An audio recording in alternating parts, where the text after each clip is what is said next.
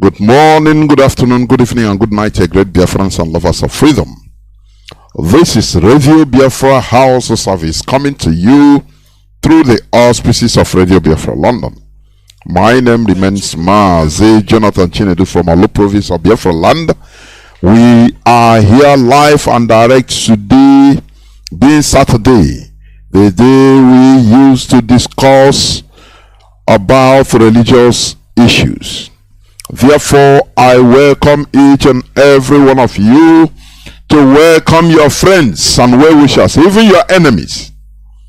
The hour has come for us to discuss common sense. We don't shy away from any topic.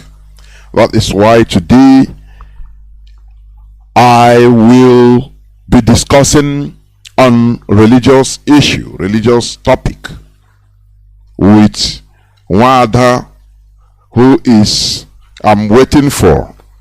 Yes, she is here. She is here prompt. Therefore, we are going to make our normal discussions on about religious matters.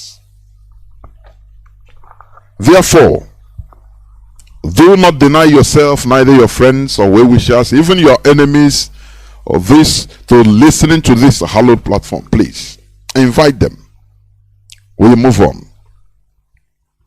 Before I continue, please let us pray. By Chuku Abiyama alone do we worship. By Chuku Abiyama alone do we worship. That is why we offer him praise. That is why we offer him adoration and adulation. That is why we have come to submit all that we are today, likely to be tomorrow, and any time in the future, to the mercy and the grace of the throne of heaven. Therefore, Chukwu Okike Abiyama, Nna Eze Onye Ebube, na ngozi na otuto na eja mma niile onye nwe m na Chineke, anyị na-akpọku aha nsọ nke gị, anyị na-erubere gị isi, na-akpụ isi ala nye gị, n'ihi na onweghị onye ọzọ anyị ga-efe ma ọ bụ naanị gị Jehova. Only you are we going to worship. Therefore, we present before you this very evening. We are fallible. We are blemished. But we trust in you and not in man. Therefore, this very entity, this very sceptered land that you bequeathed to our ancestors, this very place that when you were bringing us to, there was no Awusa Fulani anywhere to be seen. But we became so sinful that the very uncircumcised, the very Gentile, that is the white people, British especially, they came, they pillaged, they killed, they colonized, and they handed over your children to those who don't know you. They handed us over to those people. And here we are today. We cannot even worship you properly. We are petitioning you, Chukwu Abiyama, in heaven.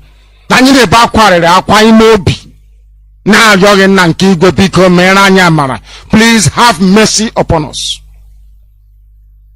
Have mercy upon your children. As we sang when we were younger, please, my Lord, be merciful unto your children. This wasn't your plan for us. There was no time you created us to become subservient. Can you how can your children be slaves? How can your children, your handiwork, the people that you made, how can they become subservient to those who don't worship you? Unthinkable. Is there anything that you want us to do that we are not doing? Is there any other special way? Chukwu Abiyama Binigwe? In what way have we wronged you? Are you not merciful anymore? Why are we being humiliated? Why are we being shamed this very way? Akwa bogi bu Chineke. Ige menki ji buru Chineke. We call upon your grace with every authority bestowed in us as your children to ask you to come down here to give us the courage, the strength and the fortitude to resist this very evil that is fast advancing and enveloping your children. Never forget that we represent the light. You created us to bring light to this very darkened and hate-filled continent. The time has come for you to make us whole once again. We have sinned and we have confessed openly.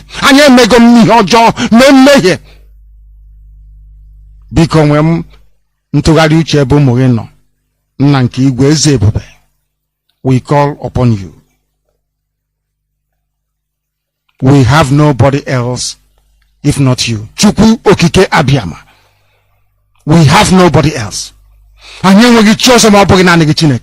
Nobody else. We have nobody. That is why we come to you. You are not man, Chineke. Please be merciful. Please raise your children from all over the world, from IPOB families all over this very planet. Give them the vision, the wisdom, the understanding to discern what is to come, and to render every help at their disposal to ensure that your glory will be witnessed upon this very earth, as was prayed for by Yahweh Yeshua, that your kingdom will come and your will be done on this earth as it is in heaven. So Biafra kaina your Chineke. I don't want money. I don't want anything to do with wealth. All I want is Biafra, nothing more, nothing less.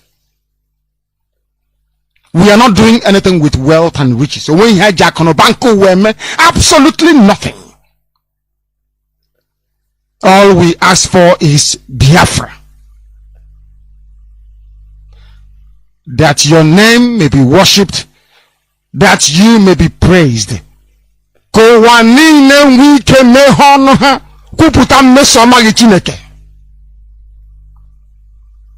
Mankind, because of Biafra, will come back to you once again. They will say, we did everything to stop them, but they prevailed. That means that their God is very, very strong. And when they come to us and ask us, please tell us the name of this your God, we tell them, Chukwu Okike Abiyama. We do so that your name may be praised now and to eternity. He said,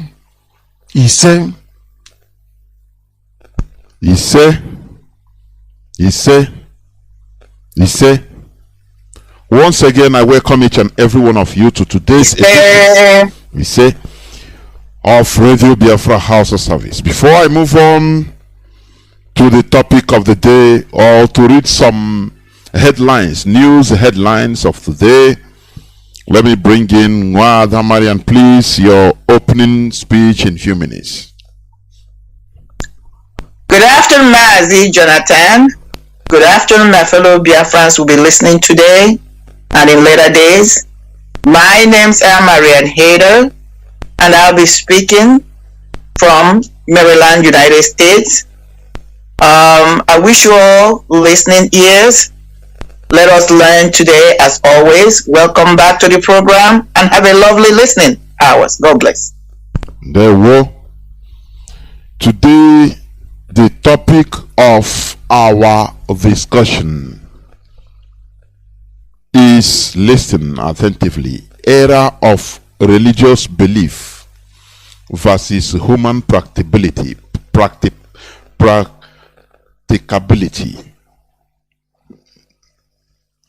Era of religious belief versus human practicability.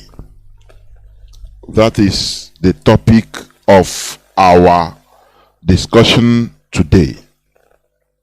But before I enter into that, I want to go into some just news headlines that could be of interest to all of us. There is this news of June the 2nd, 2022. That is 2 days ago. It says Fulani from 16 countries converge in Abuja to discuss rising insecurity. Fulani from 16 countries converge in Abuja to discuss rising insecurity. Let me read a bit. Fulani from 16 West African countries gathered in Abuja, the Federal Capital Territory, on Thursday to discuss issues relating to insecurity. The meeting was part of the ongoing 2-day first interactive policy dialogue and culture festival organized by the Mieti Allah Kutal Hore, a Fulani socio-cultural association. I will not continue further. What we are witnessing, you know, I used to play this clip of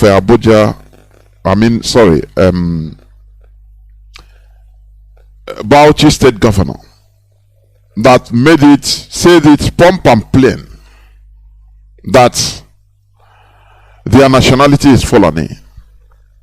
Do you understand? It doesn't matter Fulani from anywhere once they are all Nigerians when they come there, because their Allah has given it the Nigeria as a country, the land, to them. The same way Israel claimed in the era of antiquity. The same way Israel claimed Canaan as a land flowing with milk and honey, given to them by God. That is today. What I'm telling you coolly so that you will be pondering. These people, they don't care about the so-called countries, borders, European imposed borders through the Berlin Conference. Do you know that this is one of the main reasons that Europeans respect them? Do you understand? Their ability to continue being together, irrespective of their country, so-called country differences. Do you think it's easy? Look at in our land. Ordinary Igbo man as far as he is carved into, call him a river state, he become a rivers man direct. He start claiming I'm Niger Delta. Do you think it's easy to undermine countries? I mean, European imposed countries or country borders, and to make sure that people are held together as a tribe. Do you think it's easy? Look at what we are fighting. Look at what we are fighting in our land, in order to achieve. Now it is for you to reason. It's for you to reason what this Fulani from 16 African countries come to do in Abuja by Mieti Allah, to solidify their support to taking your land, Alage. In Abuegusi. I said the most stupid set of people on earth are the indigenous people in Nigeria. I say it without apology. It's the truth. A German will say, no, I'm not Niger, I'm not Igbo. Igbo without Fulani are busy taking over everywhere. Do you understand? They are busy taking over everywhere. You will say, no, I'm Abo, I'm not Igbo. I'm Delta Igbo. I am Bendel Igbo. Anything they call you, you take, you answer. Because you are lower than the Fulani. I'm telling you, I'm not talking about even the British. Do you understand me? They are gathering in Abuja to reiterate their support. Do you see? You've been hearing kidnapped victims by their foot soldiers. What they said. It's not today that they started saying it, that Nigeria belongs to them. Do you understand? That is why they are killing people. Now you are seeing it, they are doing the footwork, boot on the ground. They gather in Abuja, Fulani from every part of Africa, organized by Mietiala. What do you think that they come for? Plans to take over your land, your ancestral land, so that in the next 200 years, you know, your land maybe, although we have a emir called Bello, Mohammed Bello, and people will be worshipping him.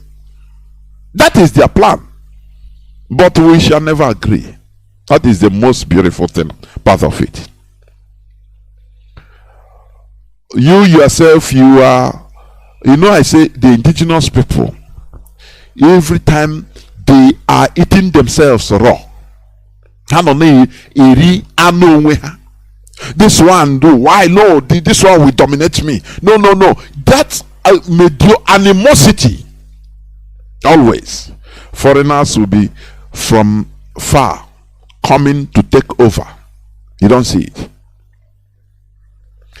A word is sufficient for the wise.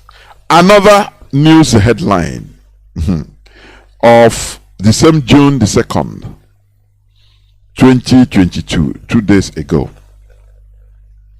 It says, our children killing, kidnapping people only want dialogue.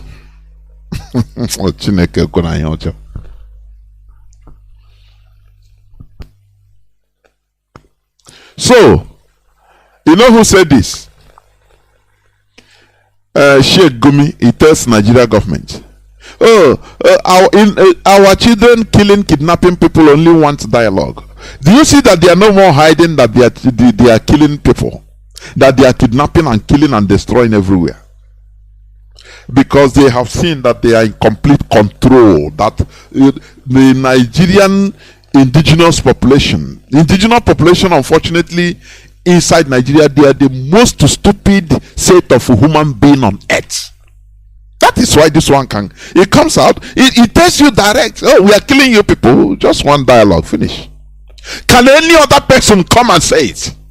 On his, look at how our people are, our so-called political elites, really, all of them are fighting against us that are trying to defend ourselves.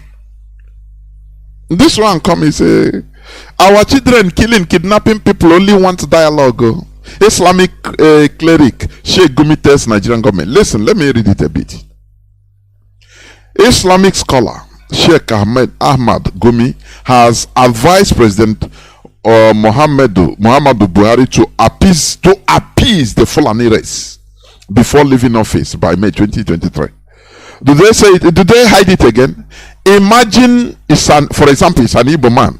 He said, come and appease the Igbo people. Hey, all hell will break loose. Why? So Nigeria now is Igbo man. All hell will break loose. Nigerians, they are disgusting. I'm telling you.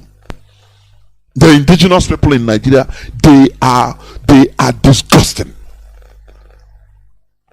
Gumi spoke on Thursday as a resource person at the ongoing 2-day first interactive policy dialogue and cultural festival organized by the Mietiala Kutal Horal Social cultural festival with the theme, The Future of Fulani Pastoralists in Nigeria.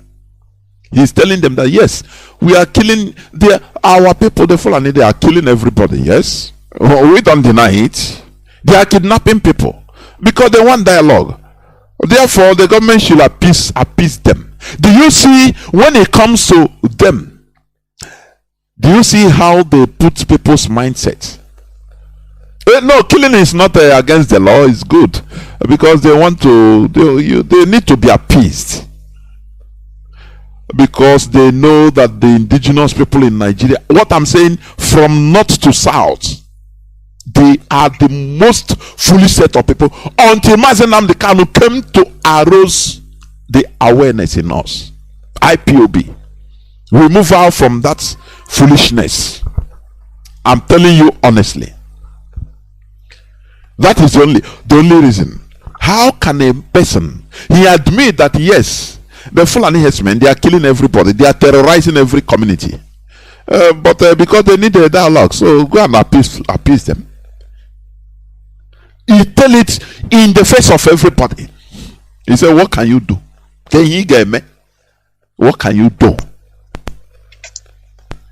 So, you know, what we say here, let me continue a bit. The controversial cleric claimed that the Fulani has been wrongly demonized and felt alienated, so they have to kill. BBC are not saying this. They admitted killing. Even not today, they have been admitting. They admitted right from time. He said the people killing are Fulani. Yes. Will you hear anything from any indigenous population? I mean the politicians? No way. You can't hear nothing of them because everybody, all of them are afraid.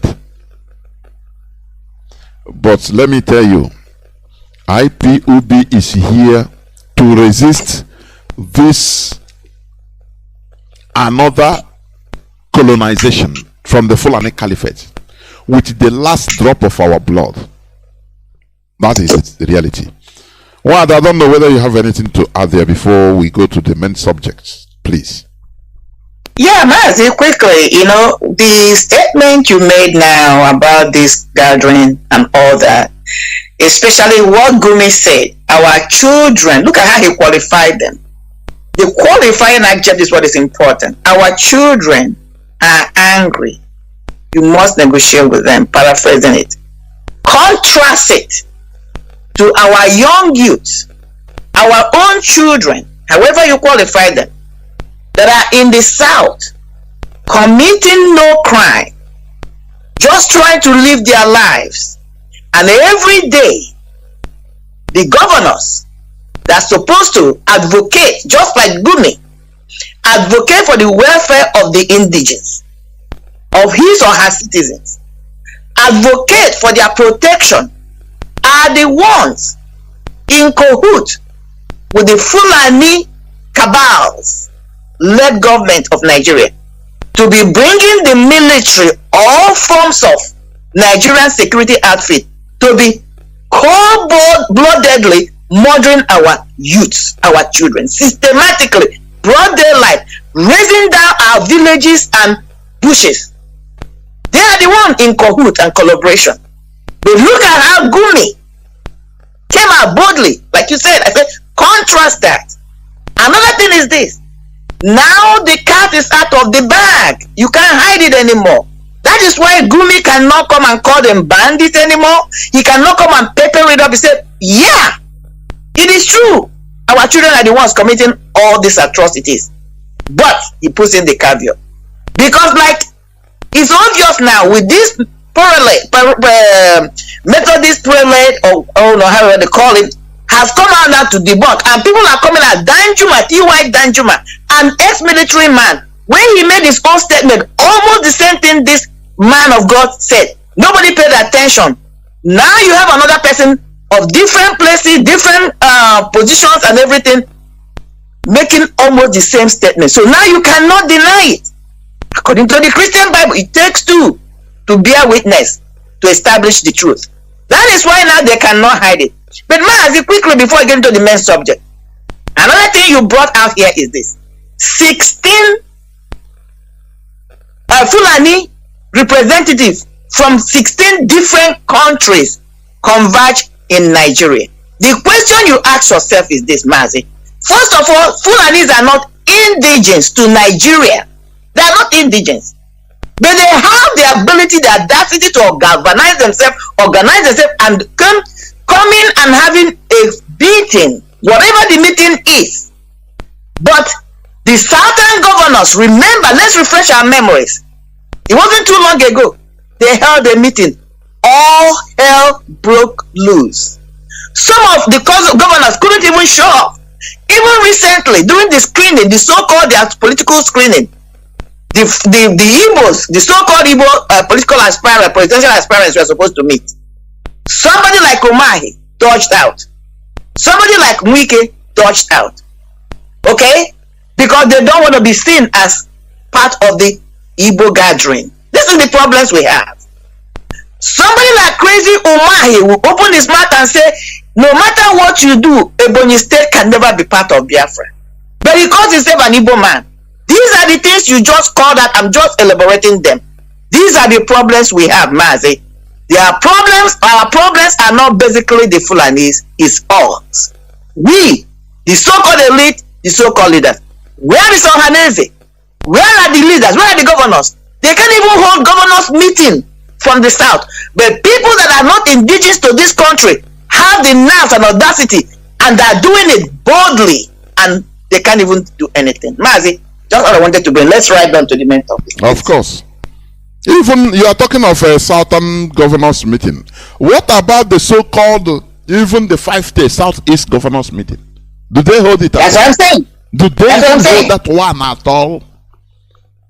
They couldn't pull it off. Okay. They could not pull it off. When I say that the indigenous people in that place is very primitive, people don't understand me.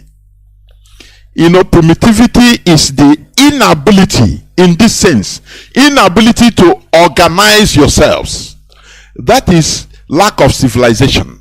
Fulani, they have their civilization, very proud, because they have the ability to bring themselves together under one umbrella. It doesn't matter the country the person come from. They make people become proud of who they are. Fulani, not the country they come from. Country they come from is just what they usurp in order to finance their irredentist ideology. If you understand what I mean. So that is it. So when you are, here, you are, I'm Bendel Igbo, I am this and that Igbo, Igbo man, you want my oil. You are simply a primitive Neanderthal. That is why foreigners can take advantage. Because why do you think that they don't want us look, just like Wanda said during the meeting, the first southern governors meeting, which now is in disarray, the Fulani, they made sure they thwart it, because they know that there lies the key.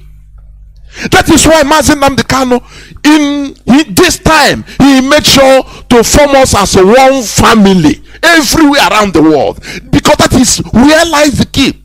Unity, making all of us to be conscious of who we are. There lies the key. The Fulani understand this. They know that Mazi Kanu have the key. Not these politicians. They buy them with money. They deviate their attentions with money and political positions and disunify everybody. If there is a meeting of southern governors or southern politicians, each Fulani master will tell his subject, his indigenous subject, as a politician, don't go that meeting. Don't go that meeting. And that's it. That's it. You will reduce your chances of being the president or the vice president or whatever position they're clamoring for. You tell him, if you go to that meeting, you will reduce your chances. Of course. And the question I have for the Hausas, let the Hausas see how the Fulanis operate. The meeting now is even how Hausa, do you know that there are Hausas everywhere in Niger, in Chad, even going to Burkina Faso, to many other countries. But have you had it before that the House has held meeting under one umbrella? Only Fulani. No, even what is so glaring, in this, what is happening now is this. You have always made this point, Mazi. You have always made this, the point I'm about to make now, in many of your broadcasts.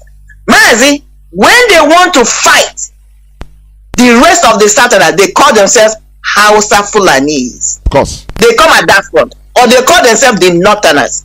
These are the catchphrases they use.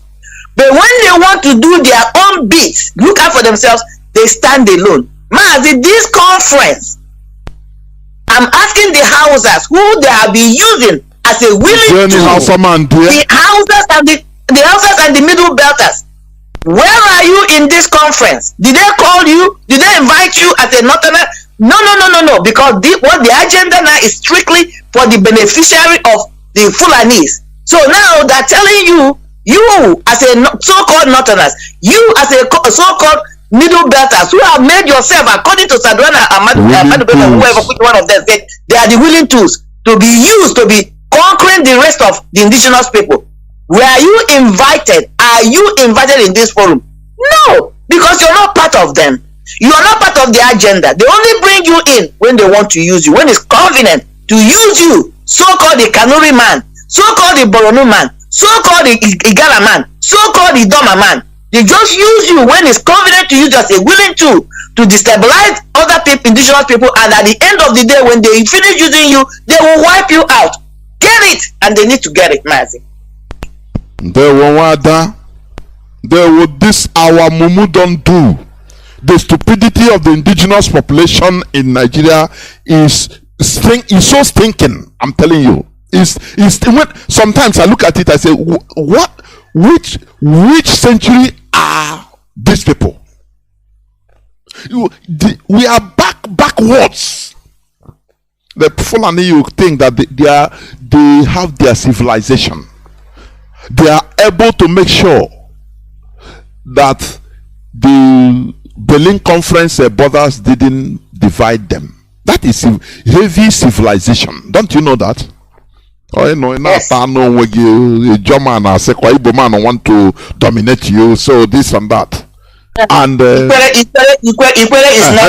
is not Igbo. Rumola is not Igbo. Igbo is not Igbo. When he was trying for you to contest for election, he has to wear Isiago. Talking about that crazy weekend. We must continue. Let us enter into the business of the day. As I said, the era of religious belief versus human practicability. That is the topic of our submission. But before that, let me go. There is another breaking news right now. Let me tell you, there is another breaking news. In Abuja, do you know that they have burnt another person for blasphemy? In Abuja. Yeah, do you know that? In broad daylight. They promised they're going to do that. After the first one, some of their terrorists came out and said, "Now will be done." In the capital. Yeah. They are no more hiding it. They burnt somebody. They burnt somebody for blasphemy. In Abuja. Christians and the other non-Muslims, they are pray, continue praying. Continue praying in one Nigeria. Pray for Nigeria. You don't know that praying for Nigeria means praying against yourself? Don't you know that? You are praying for the Fulani to take over everything. As if you are praying for Nigeria. Oh, let us pray. Nigeria will be good. Nigeria, pray for Nigeria. What you are indirectly doing is praying for your conquerors, because Nigeria belongs to them. You understand? That is why we need to remove ourselves. They have burnt another person. They did this one in Sokoto. You know, they will say, Sokoto is too far. It's in a border between Niger. But now in Abuja, they burnt somebody alive for blasphemy. And you will see Igbo man on as well here. So now, nothing mega. Now here, no problem. We are okay. If you don't where will the security outfits? Where are they? Oh, yeah. And how many villages are going to be burnt now? How many churches are going to be raised? How many people's houses are going to be raised to fish out who these countries are? None whatsoever. Yeah, whatsoever. In Abuja. So that's it. Yeah. And I think they brought the IG of police said they are bringing more police. After the person is burnt and killed, will that revive the individual? Will that bring the individual back? They say no. Listen, what I say, Force Headquarters deploys more special operational units to southeast. Oh, okay. Oh, okay. So that is it. When something is happening in the north, they are coming to southeast, busy killing our people everywhere with the go-ahead green light by our political class. That is why they are doing what they are doing. Whereas they are burning somebody for blasphemy in Abuja. The Fulani terrorists, they are busy on the rampage, killing and raising houses and communities in many parts of the north. All the parts of the north. They don't increase police and military presence there. In the south. No. Fulanis have the right, is their culture to carry guns, carrying guns openly. Nobody arrests them, nobody says anything, but you want to disarm people in the east. You can't even have a machete. You'll be arrested, you'll be jailed, you'll be put in detention, no trial. But the Fulanis openly carry AK-47, AK-49. They don't hide it.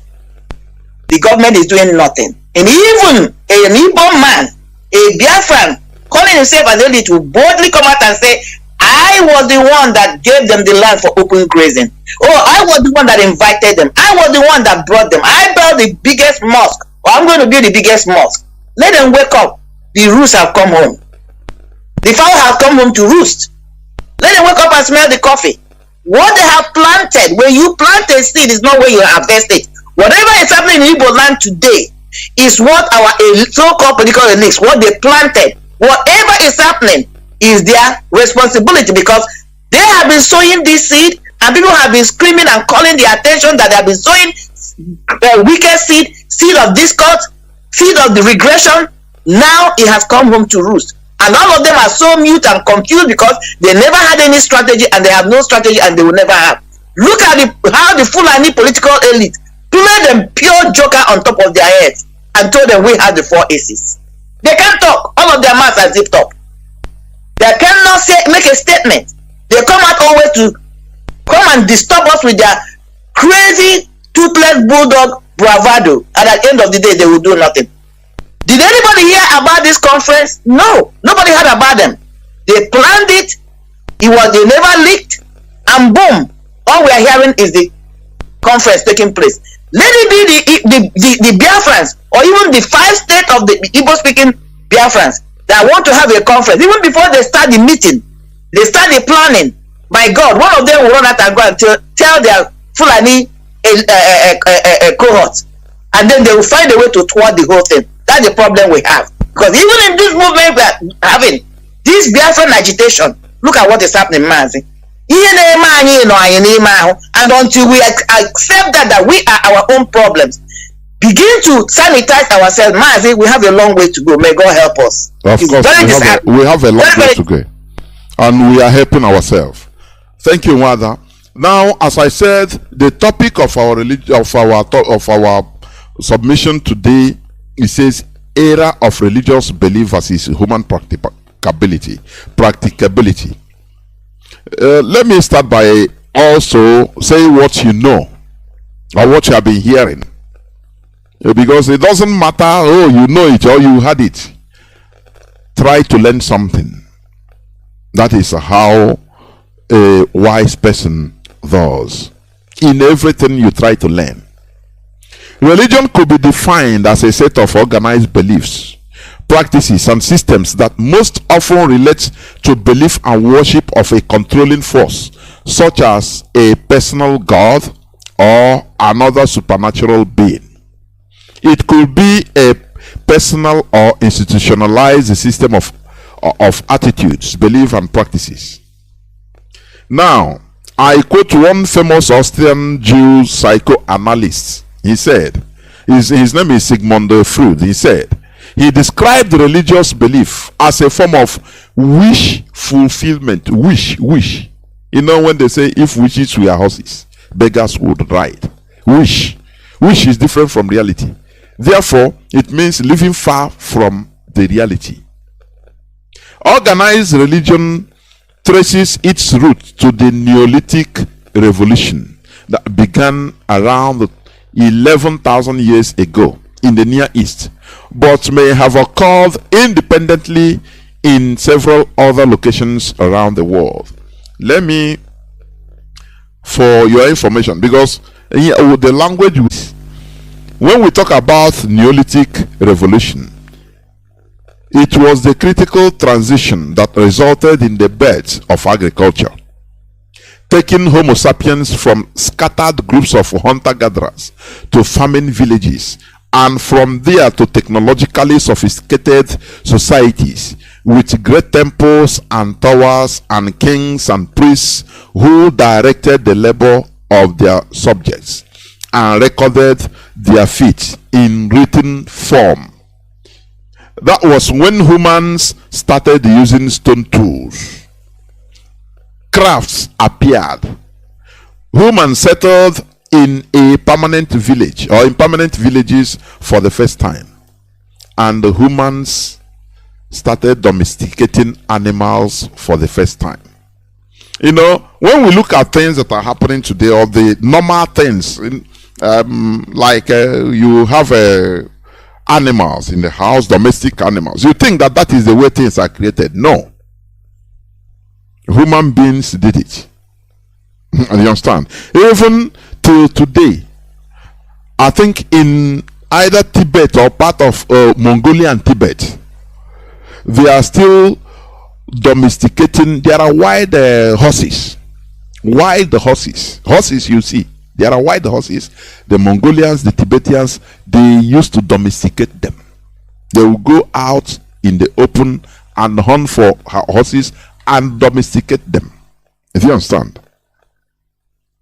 Do you know that people even have snakes as pets, pythons, in their houses, in their homes, different animals, exotic animals. So what I'm trying to say, to let you know, is that many things you are seeing today is the work of human practicability. It didn't fall down from heaven like that, as many are meant to believe. Do you understand? The writing we are seeing today, before, at the early Homo erectus, they couldn't write. It is invention, discovery by human being. All these things we take for granted today, it's not like that before. You understand? Therefore, that is human practicability. Now, during this antiquity, that is the earlier period of human existence, religious beliefs or ideology was highly needed and used to organize the people into behaving and obeying a common ideology. That is, organizing people into one umbrella for a common purpose. But in this latter age, religion is being used as a mode or weapon of conquest. Therefore, the continuous acceptance of some foreign religious beliefs could mean the continuous acceptance of an imposed culture meant to be viewing things in the foreigner's own perspective. Also, foreign religion keeps adherents to be somehow enslaved into the foreign ideology or culture instead of their own culture and reality. That is why today, in our land, in Biafra land, you see people, because they are pastors or so-called men of God, or they don't care about the reality of our environment. Now they wear suit and tie, even if they are dying of heat, in order for them to be called a pastor, because people that brought that religion. That is what they wore. They didn't know that why they wore all those things, suit and a tie. It is because of their own climate. the northern hemisphere, their climate is a very cold one, so they have to wear it. But they have now, our people have been imbibed in the head that, look, you need to wear suit and a tie. Even if you are dying of heat at 40 degrees Celsius, you need to wear suit. That is what I'm saying. You are seeing, it doesn't matter, the reality you are facing. What matters to you is the ideology, the foreign ideology you want to represent, without you understanding that those foreign ideology is their own culture. Do you understand? So that is idiocy, foolishness. That is foolishness. How many pastors, maybe now I don't know, but how many pastors in our land do you see preaching in the pulpit with Isiago? Maybe few. Most of them are different types of suits, because they need to represent the religion they are. They need to be seen to represent the religion they are preaching. The culture of the religion, the culture of the religion they are preaching. Because, like you have said it, Mazi, that religion is the cultural belief of a set of people. That's what it is. Of course. Man. Yes. Okay. We must go on. Now, example I gave, our own traditional religion or religious belief. Listen attentively. In our own traditional belief or religious belief, it never made us to focus on going to heaven. Do you understand? This heaven issue, going to paradise and heaven, is a foreign phenomenon. Our tradition never focused on going to heaven. Never. Rather, we are meant to face the reality facing us, the reality we are experiencing. That is why, is doing any bad against your fellow brother, it means committing evil against the land. Against the land. I want to expatiate a bit on this. In this religious belief now, the foreign religion we have been forced to believe or to follow, because it came through conquest.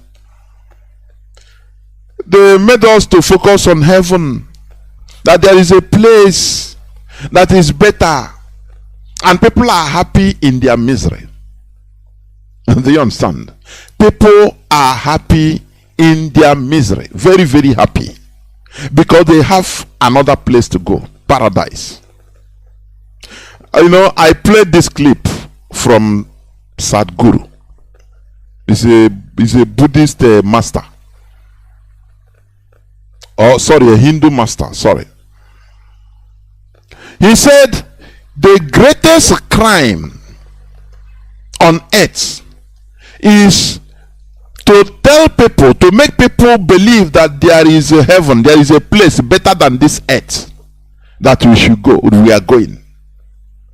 Now he said, how are you not sure that you are already in your heaven, but you are making a mess out of it? It's a crime against humanity. To tell people that you are going somewhere, don't worry, you are going somewhere. Now people focus. I want to ask, even in the Bible, when did this heaven of 18 start? Paradise. Why didn't God leave the Israelis to suffer in Egypt and tell them that don't worry, when you die, they'll be going to heaven. Don't worry, continue your suffering in this world. Don't worry. No, God didn't do that. but he sent a savior, who is Moses, to deliver them physically. That is human practicability. Physically. Now he promised them and said, I will lead you to a land full of milk and honey. It is not in another abstract planet. No, in this world, that you are going to come out from your suffering and now enter a land flowing with milk and honey. Can you read something meaning inside it? He didn't tell them that, look, continue suffering. When you die, you are going to heaven. This heaven of eternal and paradise is started even later. When you study about this paradise, the origin, do you understand? It has many. You will see, you will understand that this is concussions. Garden. You know, in Arabic, in Islam, they call it Jannah. It's a garden. They say the context, if it came from even, what do you call it? Iranian. The word paradise entered English, first of all, from French, paradis.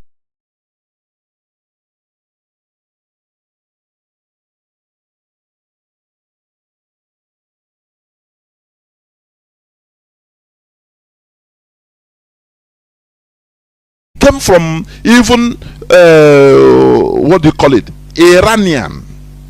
The word paradise entered English, first of all, from French, paradis.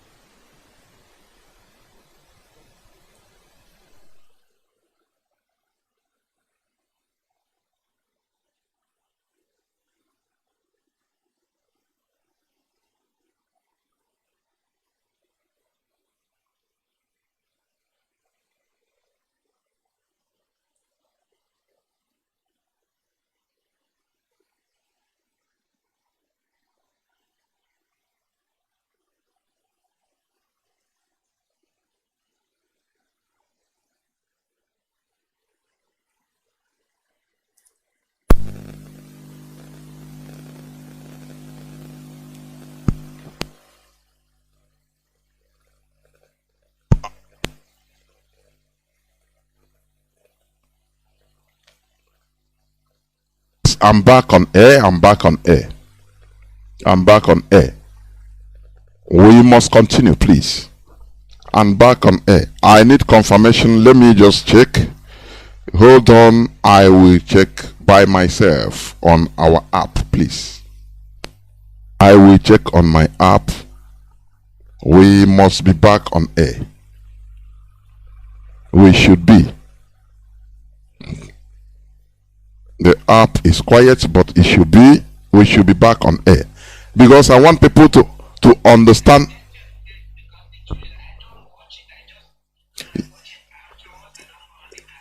Yes, yes, don't worry. Let me check. Yes, I'm on air. I'm on air. Yes, yes. So, because I don't want people to miss this explanation, please. Yes, I don't want people to miss this explanation. I had some hiccups in my dashboard, but it's okay now. I am certain that I am back on air. I am talking about this world paradise, because do not forget that today we are talking on a topic about that says era of religious belief versus human practicability. That is it. Therefore, as I was saying, this world paradise, it entered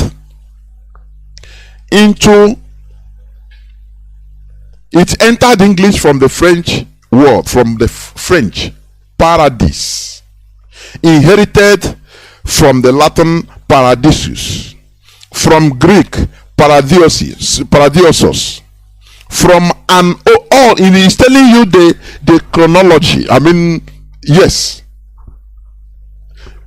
the history of this world, paradise. Now, all came from an old Iranian form, from Proto-Iranian paradaija.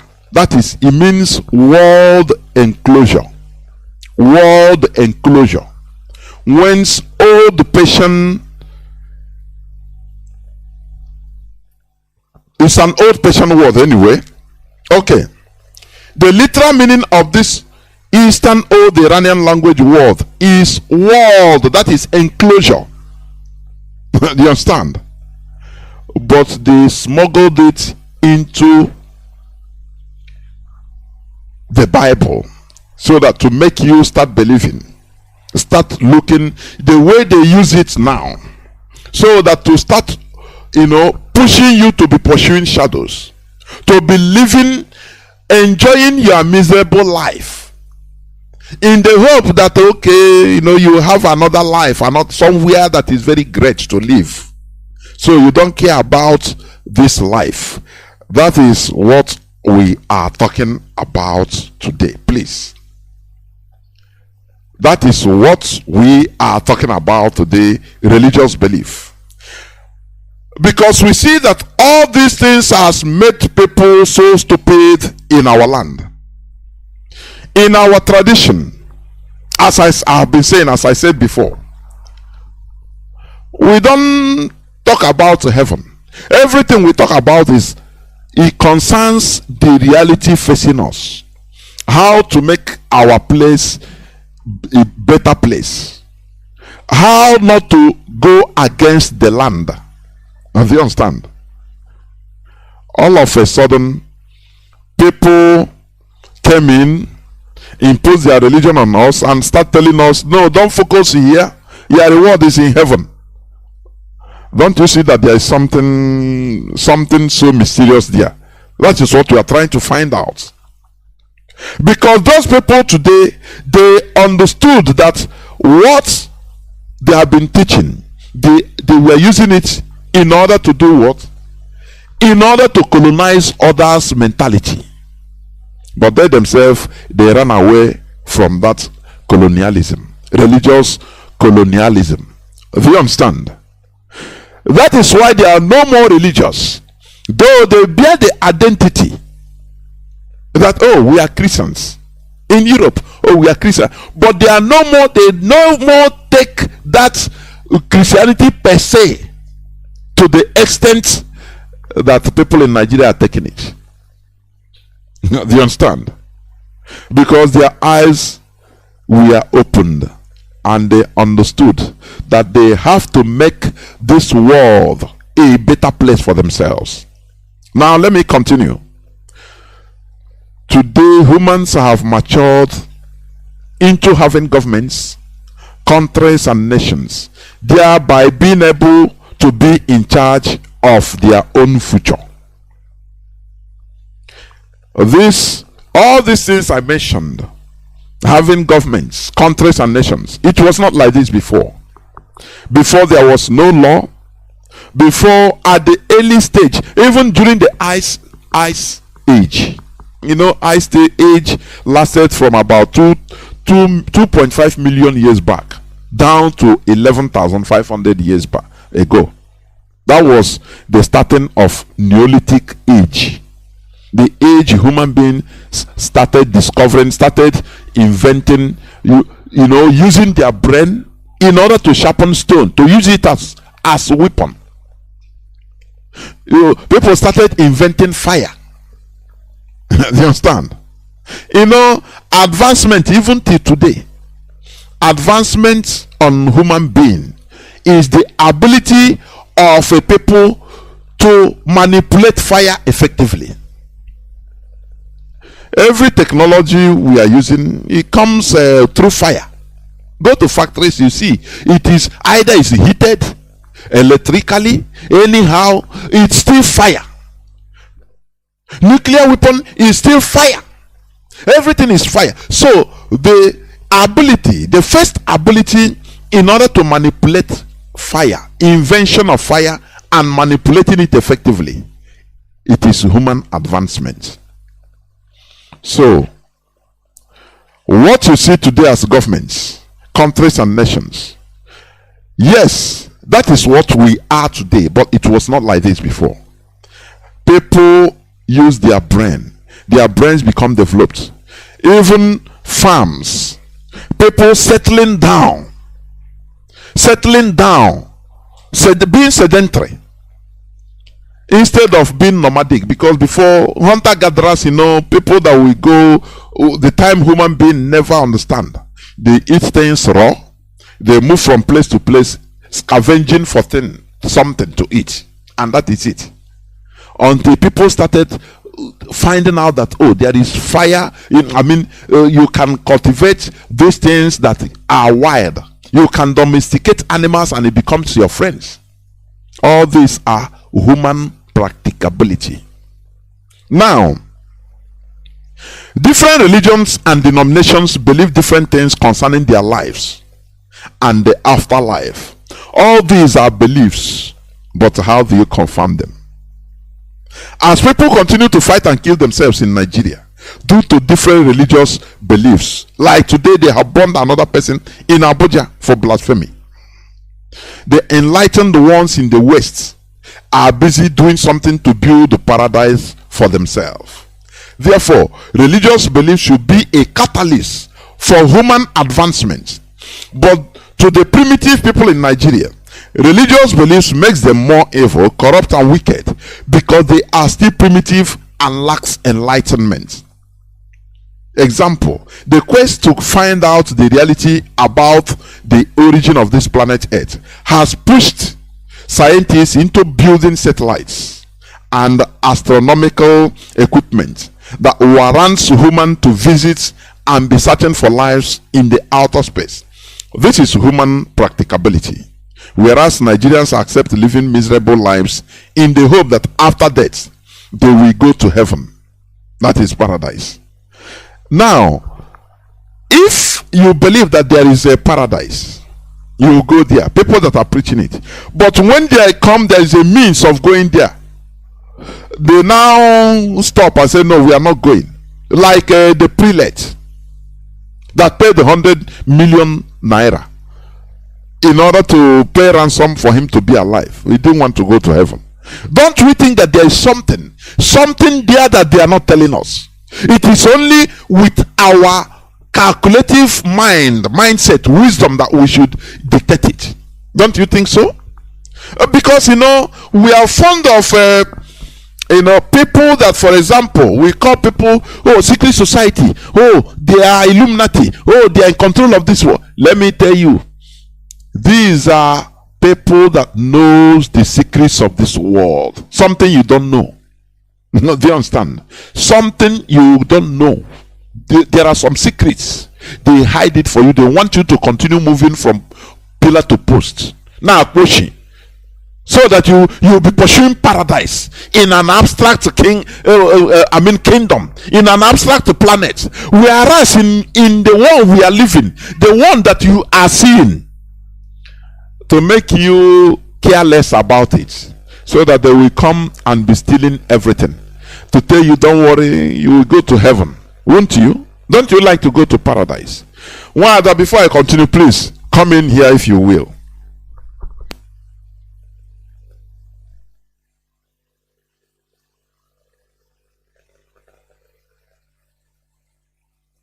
Is like an opioid. Somebody said that. And what does that mean? If you see, a drug addict is called chasing the high. They keep chasing a feeling, a satisfaction that they will never achieve. That's what religion does. Like all the points you have marshaled out, the argument becomes, in the days of our ancestors, spirituality was what they practiced. They believe in reincarnation. So when you believe that when you die, you're coming back, and one of the components of spiritual, traditional spiritualism, because you're still coming back to the same earth, you're careful on how to pollute it. You're careful on how to destroy it. So you're conscious of what you do, because You know, it's just like somebody who is living in a house, and because you're traveling, you decided to trash your house. You know you're coming back to that house, and before you do anything, you have to clean it up. That was the concept. So it becomes a kind of check and balances. Whether somebody believes in reincarnation or not is a different ball game. But the argument I'm making here is because that was the belief system, the spiritual belief system then. People were conscious on how they violated the same earth, the same world that are coming back to re-inhabit. But when they brought this paradise thing, this abstract, you don't even know where it is. Nobody knows whether it's in up the sky, down, below the earth, here. Nobody knows. Somebody like me believes there's a spiritual world, is a dimensional, but that's not what I'm treating right now. So now people, they're telling you and I, we don't have to worry about this earth because we only have one shot to be here. And that one shot, all you have to do is to prepare yourself, because there's a greater place you will go and everything will be bliss. Now the argument somebody like me makes is this: these individuals that are telling you to forsake and forget living your life here, thinking on what you can do to make it a better place to inhabit, to make it a better place for others coming behind you to inhabit, whether you believe in reincarnation or not. These individuals telling you the same thing are busy amassing wealth in the same place they're telling you forget about. This is the thing I ask myself, can't we reason? The person that is telling you forget about here, the better place to go is busy here amassing wealth. Look at all these people across the board, even in America here. These ministers, these church leaders are one of the wealthiest individuals, riding, driving, flying jets and everything. But look at their congregators. Some of them can't even have a square meal a day. Mazi, what happened recently with the prelate is an example. These people are preaching on the pulpit. Don't worry about the physical earth. Our stay here is temporal. You don't need anything. In fact, it's better to die and go to heaven, because that is where the bliss is. But when he was caught up in a moment where he could have maintained his belief and let them kill him and let him go to heaven, he chose otherwise. Even I overheard him saying, I told them not to kill anybody, to preserve life. Life is better. Excuse me? These are not the same people telling me that heaven is a better place to go. He was willing for his congregators to contribute 100 million to save one life, or the life of, no life should not be saved. I'm not arguing that, but I am challenging them from what they preach to the masses. He was able to save his life. Thank God for that. But the argument becomes, I believe in that his church or denomination or in the people he oversees, there is 1, 2, 3 people, if not thousands of people that are going hungry every day, no food to put on their table, a single meal on their table. I believe when they go to their churches, because I've experienced that, what they will tell you is they will pray for you, lay hand on you and say it is well. But when it comes to them, they will do the practical things that are needed to survive in this life. Because what he did was practical. By them raising that money, it was not a belief, because his belief couldn't have saved him. I never heard him all this time. He's been talking for how many days and said, I prayed, I spoke in tongues, the angels came and rescued me. No, I never heard him even say that. The closest he said was when he called his wife, she was tired, and they said they were raising prayers. But that was not enough. That's the only thing they did. They prayed, and at the same time raised the reality, which was raising this money. Mazi, this is the topic, this is the argument we are making here. Belief has its own place. It's an emotional thing. It gives you comfort because we are human, we are emotional beings. But reality is what sustains life. Realities are what propels civilization. Realities is what brings food on my table. Reality is what makes me, when I want to travel, I will pick up myself, enter a vehicle or plane or any moving object to get myself from point A to point B. Prayers cannot do that. Emotions cannot do that. I can wish it all I want, just like you said. If wishes were if dreams were horses or something like that, beggars will ride. Horses, beggars will ride. Yeah, beggars will ride, Mazi. So these are the things we are calling out. If this man, when they get sick, they take themselves to hospital, that's a reality. But they will be telling their congregators, just pray. This is the argument we are making, Mazi. Just like what is happening now. Look at where we are in our political arena, in our political position in Biafra, or in Biafra land, let me say, or the Southerners. They will tell you pray for God to bring the next president. Okay? People are busy praying in the churches. The Mietiala, the Fulanis are busy organizing conferences, strategizing how to deal with us. They have their foot soldiers mounted, distributed all over the country, trying to colonize or be in possession of their bushes, waiting for the final order. We are busy praying. Mazi, just like you rightly said, God did not tell the Israelites, oh, just pray. When your time comes, you will die and you will come to meet me in my paradise. No, he said, I am going to empower you to subdue your enemies, because I've already planned a place for you called the land of Canaan. I didn't write the Bible. Mazi did not write the Bible. That is what they believe in. Let's work on that practicality. They did not pray their way into Jerusalem. They did not pray themselves into Canaan. They fought their ways into Canaan. That's practicality. They fought wars according to them, directed, ordained, propelled, led by Almighty God. Why our people wallowing in stupidity?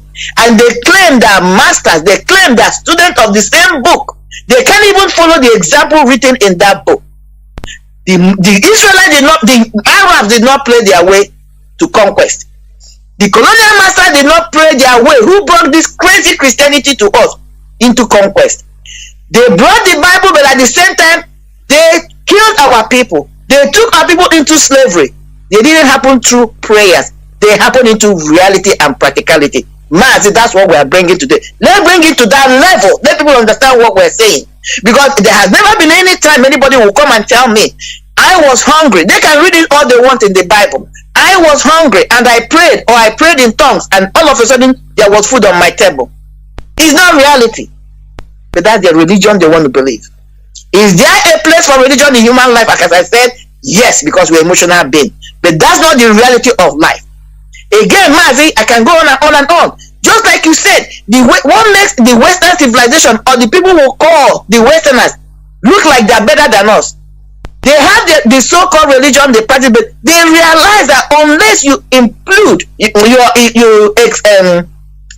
unless you establish and exercise reality, you are going nowhere. That is what makes them better than us. They think about how to improve their life. They have a problem. They think, how do I solve this problem? They engage their minds. Through that, they bring the practical, the reality, they solve the problem. But what you're telling people in that Africa, especially in Nigeria, is pray your way out of reality. And I have watched them several times. Fire will be burning. The house will be on fire. They claim they are praying in tongues. My question to them, because what we are doing is directed to our people, targeted to them, to wake up from their slumber and smell the coffee. We are drowning. We are drowning.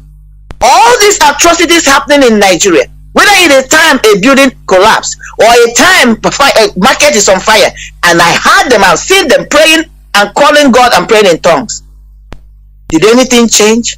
No. It didn't change. Because God gave us mind to solve problems. He did not give us mind to pray. He gave us our heart and emotions to pray, but He gave us mind to get things done. I believe in God. I believe there is a God. That is what the problem we have, Mazi. It has never happened, and you think people will sit down and ask themselves, because it does not negate the power of God. God does exist, but He gave us a mind to be able to get things done, practicalize it, get it done, and live a comfortable and human possible life. But we refuse and we choose to do the otherwise. Allow our minds to be rented and useless and be engaged and enslaved by other human beings. Look at the Fulanis. They are not as educated as we are. They have their religion. I mean, let's talk about it. They are Muslims. just like the Hausas are Muslims.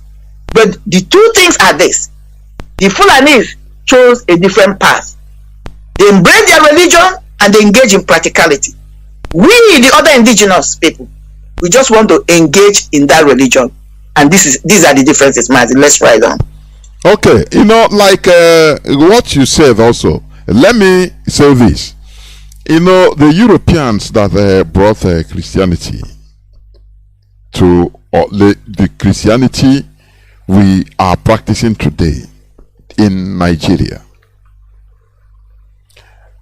they were so stupid also before.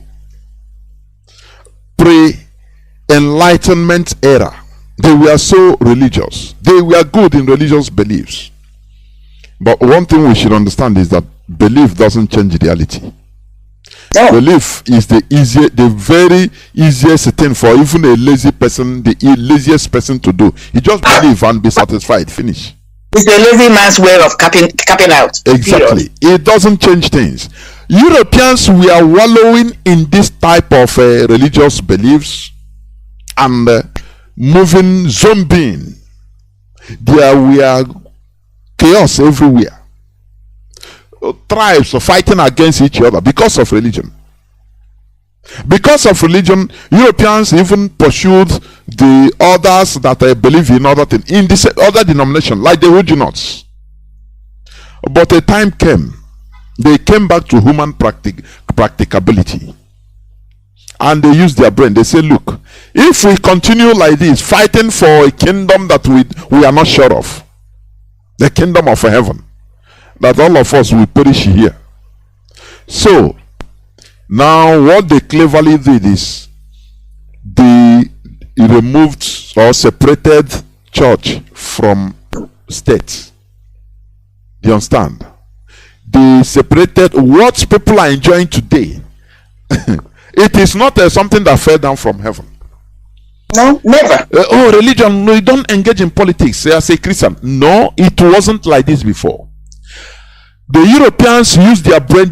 They saw that if they continue adding the two together, it will be causing chaos, confusion, and there will be no development. Now what they did is to separate the church and the government, the day-to-day running of government. This is what human beings did. It's human civilization that brought this. But when people are talking, they thought that it was like this. Christianity was like this before. No. Many things are done with human brain in order to make sure that, okay, in as much as people still believe are Christians per se, but it doesn't clash with the daily running of the government, human government. In continuing to in this, let me say now, according to biblical records, in the earlier time of the Israelis, rewards for obedience of the law is good life, and no person can argue it. Is there in the Bible. At the early period, during the time of Moses, during the time of David, you never hear that you go to heaven. No. This heaven, paradise, it came at the later stage, and they concluded it in the Bible. You understand? And they used it now as dwarfing people, colonizing, yes, and making people to be softening people for colonization. That's it. Well, now, according to biblical records, as I was saying, in the early time of the Israelis, the word for obedience of the law is good life, while that of rebellion is simply death. God brought Moses to save the Israelites from slavery and to take them to a land that is filled with milk and honey. In this earth, in this beautiful blue earth, not in another abstract place. God didn't tell them to endure their slavery so that they will be rewarded with paradise in the afterlife. No. Living under slavery is a curse. Acceptance to living miserable life here on earth is ignorance, and it's a big sin. To believe is simply easy. To believe is simply easy. It pushes you to live further from reality. But practicability is a step further. That is why, let me quote, on July 20th, 1969, the American astronaut Neil Armstrong, he put his left foot on the surface of the moon. And famously declared, that is the one small step for man, but one giant leap for mankind. It means a lot. It means a lot. Therefore, human practicability is advancement, is huge stride. That is why people were able to travel. Neil Armstrong, Yuri Gagarin went to space. They went to the moon because of what human being can do, not what human being can believe. Do you understand? It is what human being can do. Yes, not because of what human being can believe. Well, I don't know when to say something before I continue, please. Yes, I'm saying, Mazi, you're going too far. I'm speaking this to our audience. That is why, Mazi, I have no idea where you are today. I'm in Maryland, you know I'm in Maryland. But we have people from how many countries listening to you and I today? We are coordinating, speaking, and everybody is hearing each other by holding a small device on our palm. It didn't come through prayers. Reality that came out from the mind of man. Because when we started about going to the moon, yeah, fine. But something that is happening to us even as we are speaking right now. You and I are able to do this program, and people are able to listen to us from even the remotest part, as long as they have this gadget called a smartphone. I can even see if my mother is alive today in my compound cooking. It didn't come through prayers.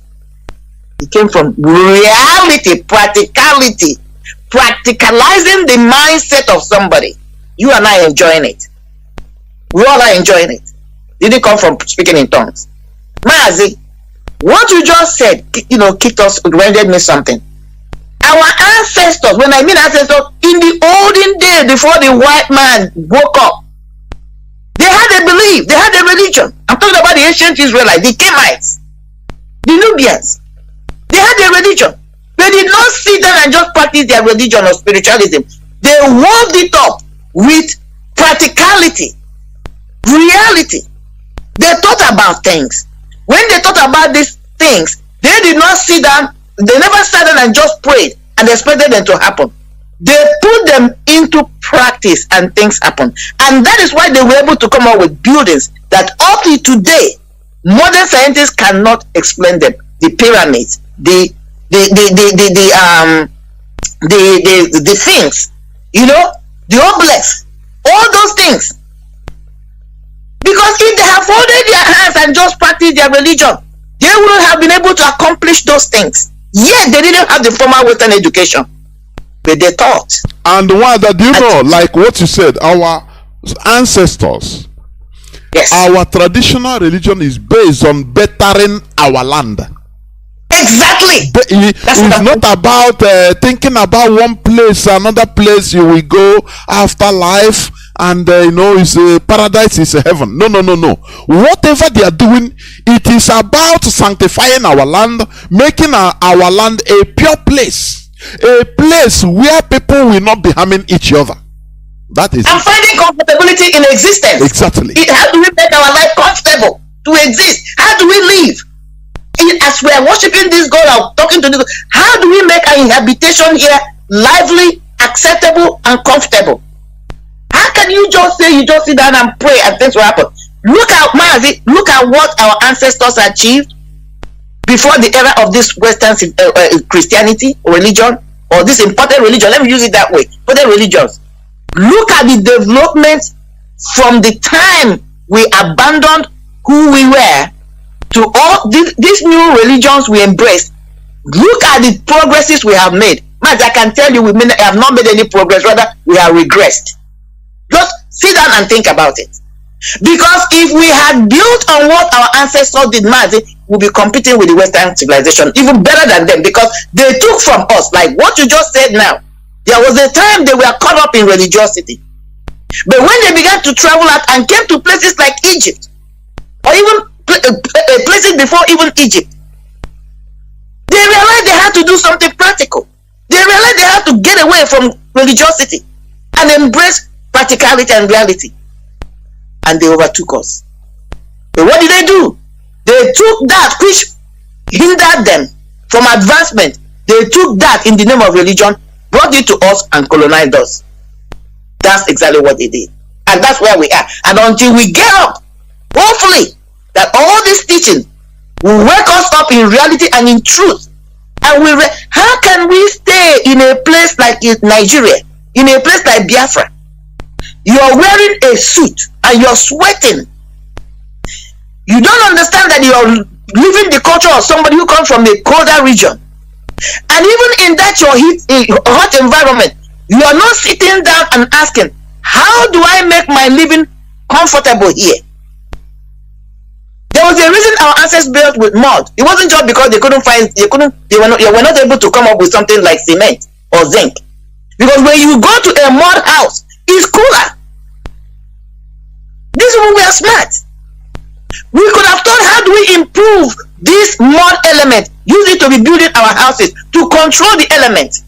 According to the Bible, it said, go ye and subdue the earth. Are we subduing the earth? No. We want somebody to come from another place and see what we have that is a challenge and solve it for us. They are calling now the Western generation to come and solve the problem they created in the name of all this Boko Haram and this to fight them. Why can't they sit down and find out a way to solve the problem they created?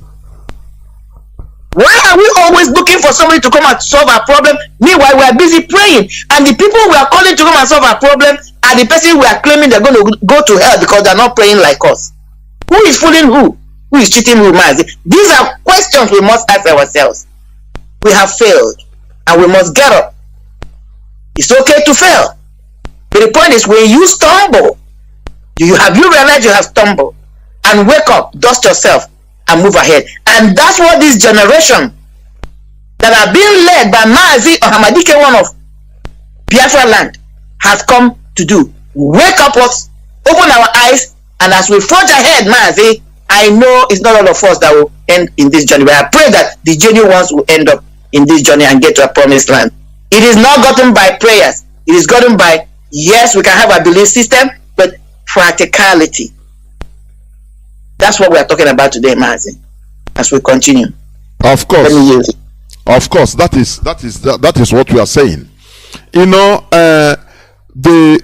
this question of foreign religion, it means accepting foreign culture. Period. It doesn't have any reality in your own side, in our own side. It doesn't make sense. I'm telling you honestly. Because religion is just like culture. So when they impose their culture on you, people that come from maybe deserts and where rain doesn't fall, for example, there is a way their culture is. People that come from very cold area, there is a way they relate what their belief to their environment. Do you understand? But when you accept that foreign religion, it becomes your way of life, you'll be having difficulties. Because, you know, from time to time, you will find it hard in order to, you know, to acclimatize it to your system. That is why when you come to Nigeria today, Christianity is being bastardized into using it to look for money, franchise, direct. Because it is not our culture. It is not our, direct tradition. Now people have to turn it as they want. So there is a very big danger. That is why going back to our roots is also the main thing. That is, it's just like facing reality, practicability, as I was saying. Because when we follow our traditional belief and culture, you see that it goes through the reality on the ground. Yes! Reality on the ground. They followed it for many years. It doesn't matter that it needs maybe sanitization, because no tradition is perfect. It needs sanitization and evolution. Yes, but it follows our way, our reality. The reality in our land is what it follows.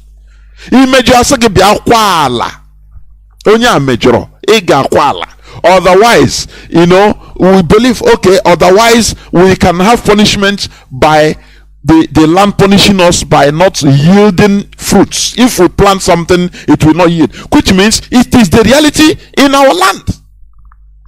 But a foreign religion came and said, no, this is all are evil. It's worshiping idol. That is arrant nonsense. So, what am I trying to say also here?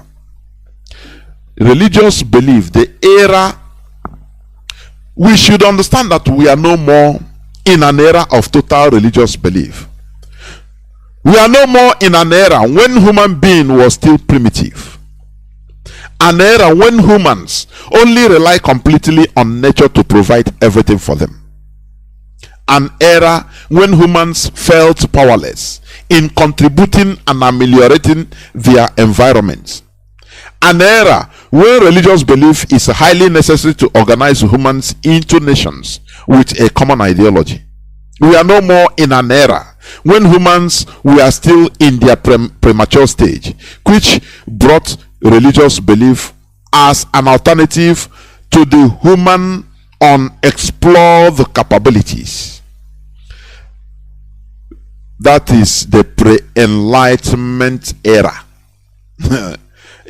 When alternative to practicability is belief. You believe that the heaven, God live in heaven. And one pastor said, rightly so, well, how do you say God live in heaven? Whereas even in the same Bible say God created the heaven and earth. So he created, where was he before creating that heaven? Where was God? It is in the book of Genesis. In the beginning, God created the heaven and earth. Okay, which means where was he? He's in heaven. You want to go and meet him in heaven? Where was he before he created that heaven? That is a question. That pastor asked it, and I thought about it, and he's right. Yes. So we see that God is in us. When we say God is in us, now nature treats you according to your culture, what you believe, your tradition. That is it, because we are in different parts of the world. Yeah. Therefore, the reality we find ourselves makes us, it turns us into different characters, molded us into different beliefs in order to ameliorate, in order for the reality, for us to confront the reality we are facing in various parts of the world where we are living as human beings. But when you allow others to bring their religion and use it to overcome you, you continue doing like them. You are neglecting your own reality. That is why I call it the pre-enlightenment era. That is the era of belief. Now we are no more in the era of belief. Every belief is being questioned. You understand? And all these things that we are written as for us to believe, scientists are now questioning them.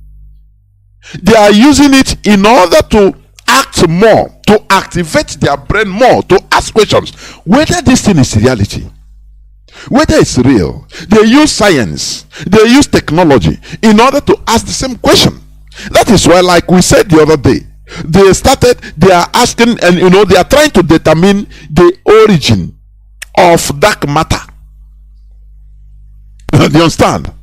Because when you understand the origin of dark matter, which means you will start understanding the origin of the world we are in.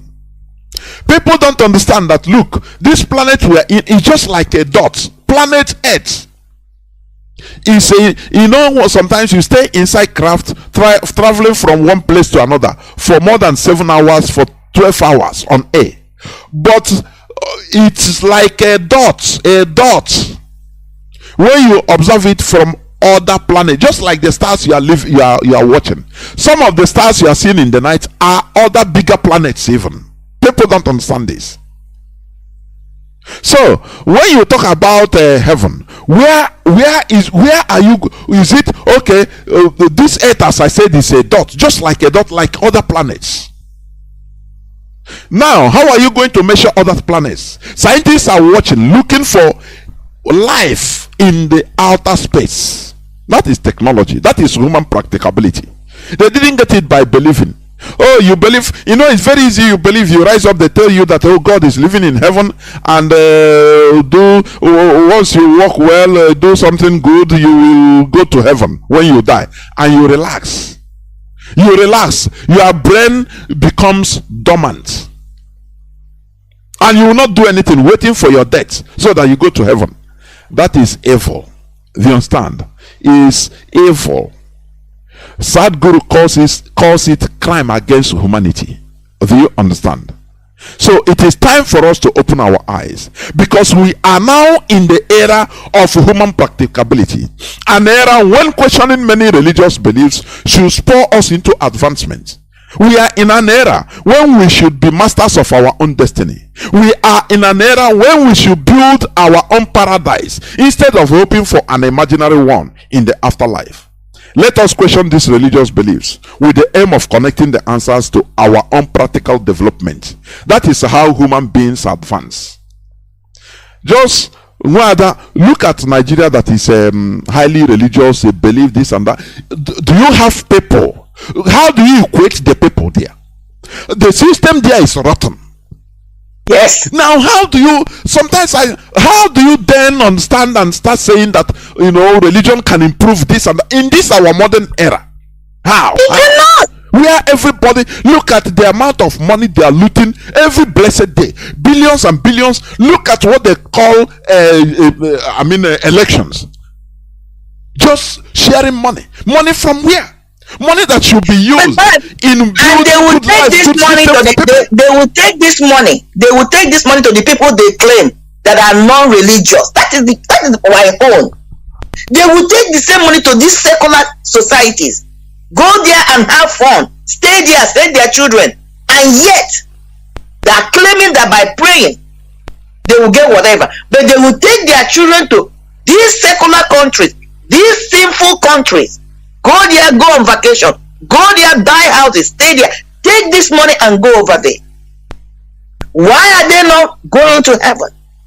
But to buttress this point you're talking about, Mazi, about the kingdom of God, or this illusion they have set them to be chasing like a drug addict chasing some high. I'm going to call it out from the Christian Bible.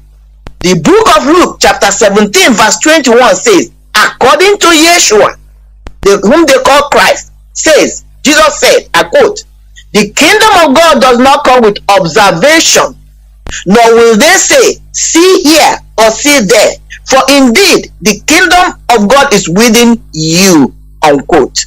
I didn't write this, Mazi. That's what you just said. But every day these pastors carrying the same Bible are telling them, keep chasing this illusion. Meanwhile, they are busy here galvanizing everywhere they can lay their hands on, and telling us that when we go to heaven, we're going to go walk on paradise. We live in paradise, walk on buildings, roads paved with gold, and everything. Even and gold in Africa, even look at the physical gold in Africa. They are taking gold and selling it from Zamfara, selling it, taking it, looting it, and they want to go where very easy. That is stupidity. One that ride on, please go on. Another understanding. Somebody said the highest heaven belongs to God, but the earth He has given to mankind. Unquote. These are realities. And they say when we die, we're going to praise God. But there's a place in the Bible that said the dead cannot praise God. Psalm 115 verse 17. That's why I tell people, go and study your Bible. The dead cannot praise God, but every day they're telling you and I And those gullibles, oh, don't take care of yourself here. Allow yourself to go through stress. Don't think about how to improve your life. Fold your hands, speak in tongues, pray, go to church, spend 2 hours, 10 hours, 20 hours. Manna will fall from heaven. When you die, you're going to walk on roads paved with gold and silver and diamonds, and all you will do day and night praising God. Some of them even go to the extent to perpetrate this lie and high chasing.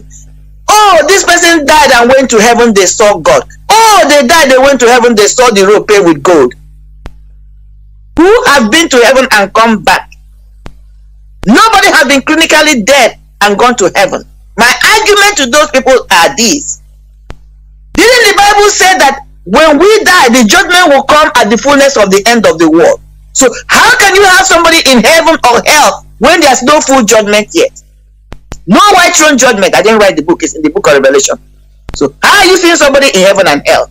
Because these images have been embedded in their memories, and they come back to tell us this. The same Bible said the dead cannot praise him. If the dead cannot praise him, there's no repentance in death, because the dead cannot speak. Why are you being told that you go there and be praising him? Just to captivate or colonize the mind of man and put them into slavery, when they're busy here amassing wealth, unfathomable wealth, while the rest perishes. My people, wake up. Go and study your Bible. Learn realities. Realize that it's what you do that can better your life. That you can pray from now till tomorrow. That's what is happening in Nigeria. While we are busy praying like ostrich that has buried his head or her head inside his hand, the Fulanis are busy orchestrating how they're going to overrun us. These are realities. That's the reality of Nigeria today. Whether we accept it, whether we acknowledge it, whether we believe in it, that's the reality. And it's playing before our own eyes. And all the evidences are showcasing themselves. God has a way of working. He has been releasing people. Example like Obadiah. Dead Obadiah, Honorable Dead Obadiah, God bless his soul. DJ Danjuma, this prelate, and other people who have been coming out and telling us these are the plans of the caliphate through their Fulani foot soldiers. But there are people, for some reason, that have buried their head in the sand. The only man that is standing for the truth, the prophet of our time, they connive and put him in where he is. They should rise up and go and bring him out for us the same way they put him there. Mazi, that's what I say. Before I open my lines, do you know, like this blasphemy in Islam? Do you know that if you want to insult their Allah, it's not a problem? Do you know what is blasphemy there? Insulting Muhammad. Exactly. For you to understand how people's minds have been colonized and conditioned. Because the time, during the time of Muhammad, you know what? Many Arabs didn't believe at the first time. No. They don't believe that they say he's nothing. He's not a prophet. He's not. Many people don't. Therefore, he gave it as an order. Say any person that didn't believe that he say I'm not a prophet, kill him. The person can insult God, no problem. For you to understand that this is a very clever assertion by a human being. Yes. You understand? A very clever assertion. Therefore, if you want to go and talk against a blaspheme God, their Allah, no person minds you. But once you talk against their Muhammad, that is where problem starts, because that is what he embedded in them. Yes. And he used it in order to conquer people. Now they continue to today in Abuja. They have burnt one person in Abuja for blaspheming against Muhammad. Somebody that have died for thousands of years back, maybe 1,400 years back. They are defending like this. For you to understand what belief can do to people. And do how dangerous it can be. It's very dangerous. Mostly, stupid belief. Now, I said it's no more an era of stupid belief. This is an era of practical. Okay, where is that heaven? Why? Scientists have built a spaceship in space. From there, they can be launching. There are people that are, doing exercise in order to be able to go to Mars in the desert of Negev in Israel. They're already in Mars, but I mean, you mean putting human being in Mars because they have sent probes, they have sent, space. It's human being that are trying to put it in Mars right now. Because the probes have done the mapping. You see people that are in spaceship for 6 months. They are training themselves, and you continue believing. Oh, you believe that this and that. But look at now. Look at how things are because of what is going on in Russia and Ukraine. Now, Russia and Ukraine, they are suppliers, the primary suppliers of cheap wheat and corn to most part of the world, including Africa. And gas. And gas. There is scarcity because it is something practical. It is reality. No matter the prayer stop this? Doesn't change it. Can prayer stop this thing now from petroleum and all this produce to be abundant? Now I think Nigerian presidency have authorized NNPC giving green light for gas ducts to be built to be dug from Nigeria to Morocco to Europe. Yes. For gas. Do you see it? So what we are telling people is this: we should be practical. Any religious belief that goes against your practicality or against advancement, please jettison it. Do not. I don't say that believing one thing or the other in religion is bad, but there are things. We are not in a complete era of religious beliefs because it makes you stupid. That is why I used to give example. In Aba, you see poto people that are selling food, selling things in poto in a sheet. They are happy. You ask him, what Bible are there? Now saying, the God day, I play the blood. I play the blood. It doesn't matter that I'm suffering now, but there is hope for me in heaven. Do you see? That is stupidity. The political class are using this thing, using religious belief in order to put people into sleeping so that they can loot what belongs to you and I. Do you understand? That is what we are trying to break. This stupid religious belief, so that you continue believing in rubbish. And the people, they are there, these people, they are there looting everything, making sure that they get everything. If you want to revolt, that you don't have electricity, they will tell you, no, don't do. A child of God should not go to protest. Do you see how stupid they have made people? No, a child of God should not go. Don't go for protests again in this worldly affairs.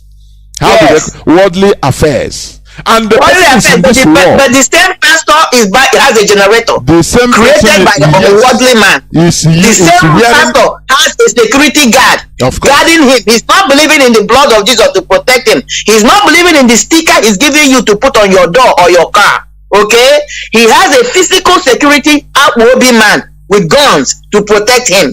Okay, he has a generator to power his house. He has a water tank. He dug a borehole, but he's telling you to go and pray, and all these things will be reality. Guys, wake up. This is not the science. It's not a rocket science. This one, you don't even have to do 1 + 1. Ask yourself these questions. Simple, and you can answer it yourself. What we're asking you to do is not hard. Simple thing. Engage your mind. The person that is telling you this thing, when you are sick, they will say, let me lay my hand, let me lay my foot, let me lay my legs on you. Pour olive oil that is meant for cooking on your head. When he's sick, he flies to London with his jet. You contributed money for that jet. That's what he does. He flies his children. He flies his wife. They go on vacation to Dubai, a Muslim country, to go shopping. and they're telling you that these people are going to hell. But they be the one to carry the money you contributed for the upkeep of the religion and go to Muslim country to do shopping and buy things from infidels, unbelievers, and use them. According to them, that's not a problem. But you and I cannot think about our welfare. What level of mental colonization is this? Guys, we must wake up. The time has come. Mazi or Hamadike have started it. We must take this ball running. That's where I stand, Mazi. Thank you very much, Mazi. I think I will start opening the lines so that people will call in. Please, what we are doing here is to expose the facts. It is for you to take decision. Do you understand? We have suffered and we continue suffering because of the stupidities they put in our heads. This is a time for us to engage ourselves physically, practicability, practical, to do something. You know, one of those things is just like as the leadership of this struggle have been telling us to call BBC and expose to them, ask them questions. Why are you doing this? Because we want them to pull down that documentary. You see that documentary, evil fake news documentary that they did. Now, all these things that are happening, Sheikh Gumi said, appease the Fulani, leave the people, their children are killing everybody in Nigeria. That all they want is dialogue. Dialogue for what? Dialogue for what? That is all these stupidities we want to remove from our brain, our people's brain, so that you engage yourself in fighting for reality, physical fighting for liberation. Because we're in a bondage, honestly. We're in a bottle, in a cage. It doesn't matter. So, this is an era where we should do something. Any person that is telling you that, look, don't engage in worldly affairs, tell him that you are in the world already. They born you into this world. Why are you I'm in a worldly affairs already. Why can't I engage in worldly affairs? Because this is something they use in, you know, what I see in Christianity is that everybody wants to have his own franchise and a kingdom, to control his own kingdom, a kingdom of his group, and he will tie them with one ideology. Tie them. No, don't follow others, go out. You and the Gentiles don't be in a meeting of Gentiles. Don't go and do a conquer, it is evil. Because they want to tie you mentally, so that you cannot move, you cannot escape from their grip. That is what is playing on. Today we should remove ourselves from these stupid religious beliefs and enter into a world of practicality. It is because of human practicability that you can travel from point A in this world to point B with aircraft. At the early time, there was no aircraft. Aircraft started, you know, in earnest early 20th century. Mostly practically, I think 1903. 1903 by the Wright brothers. By the Wright brothers, yes. Yeah. Then others start following. Before, what about 200 years back? What about 300, 400, 500 years? What about 1,000 years back? There was nothing like aircraft. But does it mean that the materials used in manufacturing aircraft was not there at that time? All were there. What was lacked is the human brain development in order to harness the resources to manufacture something. That is why in this world today as we are in, if there is nothing like impossible, impossibility it doesn't exist. To me now, human beings have the capacity of building anything. Let me tell you, in the next 200-300 years coming, they will be looking at this time, at this generation, as a old analog, primitive. Because that time, many things you'll be seeing. That time, many things that will be in existence that time, you cannot imagine it now. Look at, I grew up, I saw black and white television. When you are looking at it, you see if all these things are happening, it's not long time. I saw black and white television. Look at it. How many years back? Not quite long time. When did this smartphone come out? When? Is it up to 20 years? When it come out into public domain to be used like this? Internet. Just watch internet. When did it come out? Now watch what is going to happen, the way the world is going to be in the next 300 years coming. That is what I used to say this. The highest human scientist is not you or researcher. Is not even using up to 10% of his brain capacity. That is on record, is truth. So, for you to understand that what is in our brain, it is much more than we can imagine. Only when you start using it, when you start practicalizing on it, now you understand. It is there. It is there. The sky is our limit. Only if we can remove ourselves from stupidity and understand what we are capable, we human beings are capable of doing. We removing all the shenanigans of belief. We believe. People that believe too much. Look at, they believe on gossip. They believe until they continue believing on gossip. No, I say he believe it immediately. Exactly, Mazi. Speak the truth to power, Mazi. That is how stupidity many of our people have been, because they are accustomed to believe until they tell you, immediately you believe and start doing. And you are not asking for evidence. Evidence. You don't want to. That is why. You don't want to ask for evidence. Which should be the reality. It's just hearsay, and they're wrong with it. Grown-up men and women claim to be educated. Somebody will tell you something, you will not investigate, take out your time, investigate. Show me the hard facts. Show me what you're saying, reality, practicality. You cannot go to any law court with hearsay. You gotta be evidence-based. But grown-up men and women who claim to know better, they will run with hearsay and be doing a lot of destruction to something somebody has built up. It's shameful, man. It's highly shameful.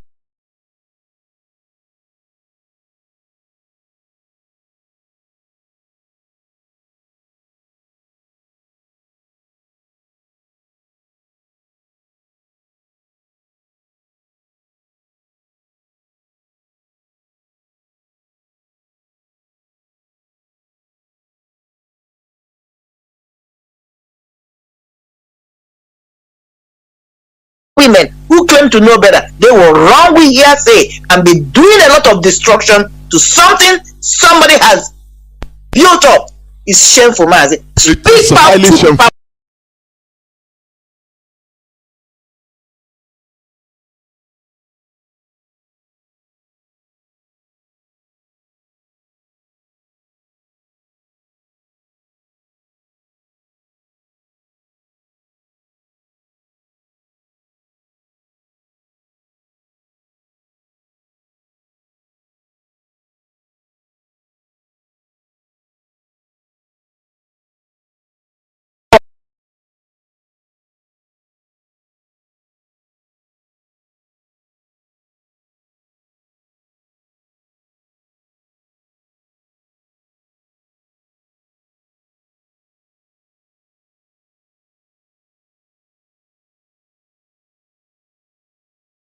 Life have been destroyed because of men lies, and this bastard did not ask for evidences.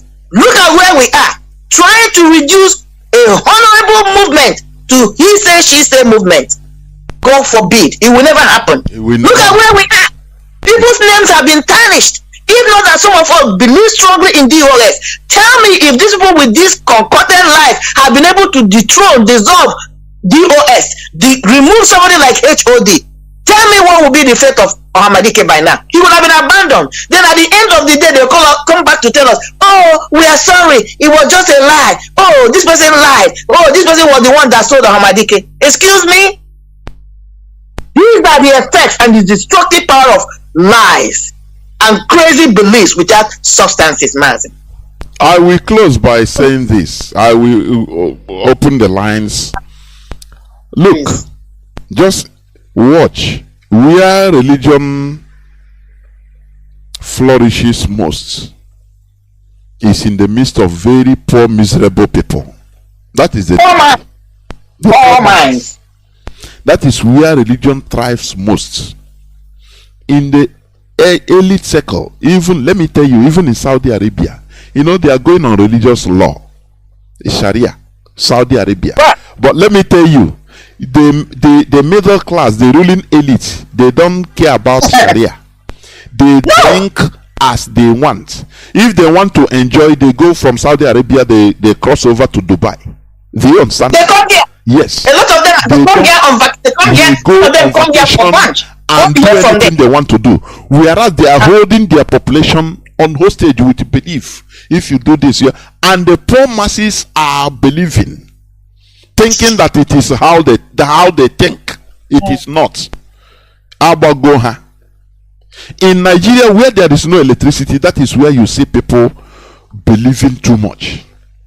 Because, you know, just like people that are drowning, any belief they can, in order, they thought that salvation comes from the belief. It doesn't come from belief, please. Salvation comes from practicality. Imagine somebody can come now and put electricity. Imagine maybe if Chinese or even North Korea that doesn't have religion, we come now and say, okay, let us put electricity in Nigeria 24/7. Are you not going to accept it? That is practicality. But they don't come. They are not the same religion with you. So religion is only breeding laziness, one, unnecessary radicalism, hating each other. That is what it breeds. As they now kill somebody for talking against a human being that have died more than 1,000 years. Is it not stupidity? It is not even a black person, an Arab man that have died for 1,000 years. Is it not arrant stupidity? That is what religious belief can do. And only heaven knows, God knows the potential of this individual they kill. Of course. This individual might be the next Steve Jobs. He may be the next person that will discover something that we need. They have just killed individual. And nobody cares. Nobody cares. Because of stupid belief that makes no sense. They can't even substantiate. I will go into a few minutes break, so that when we come back, we take calls from people that are listening to us. It doesn't matter, even non-Biafrans, you can call, please. It's not restricted only for Biafrans. We pick calls from anybody. You are listening to us from, it doesn't matter whether you are listening to us from South Africa, from Mongolia, you can call from Thailand. Anywhere you are listening to us, you can call from Latvia. It doesn't matter in the remote places of Mexico. You can call as a non-Biafran. We take your call. You can argue and try to debunk what we said with reason. We respect superior arguments. That is the only thing we cherish here. Give us your own reason. If you don't maybe agree with what we are saying, give us facts and give us reason for it, and people will listen. That is what our leader have been clamoring for. Somebody come, please tell us, debate him, convince him how we should continue living in one Nigeria, and nobody came. Do you understand? Because we believe in superior argument. We shall be right back, and when we come back, I will open my lines so that the people will call in. Don't go away, please. Announcement. Here comes a great gathering of the people from the West African region. Ambazonia, Biafra, Oduduwa, living across the entire globe, the entire world. Coming from different parts of all the continents of the world to Brussels, Belgium, to march in great mass and in great multitude. All hail Biafra. Long live Ambazonia. Freedom for Oduduwa Republic. United we stand and shall never fall. With one vision and joint strength, the land of Belgium will feel the heat of Goodyear.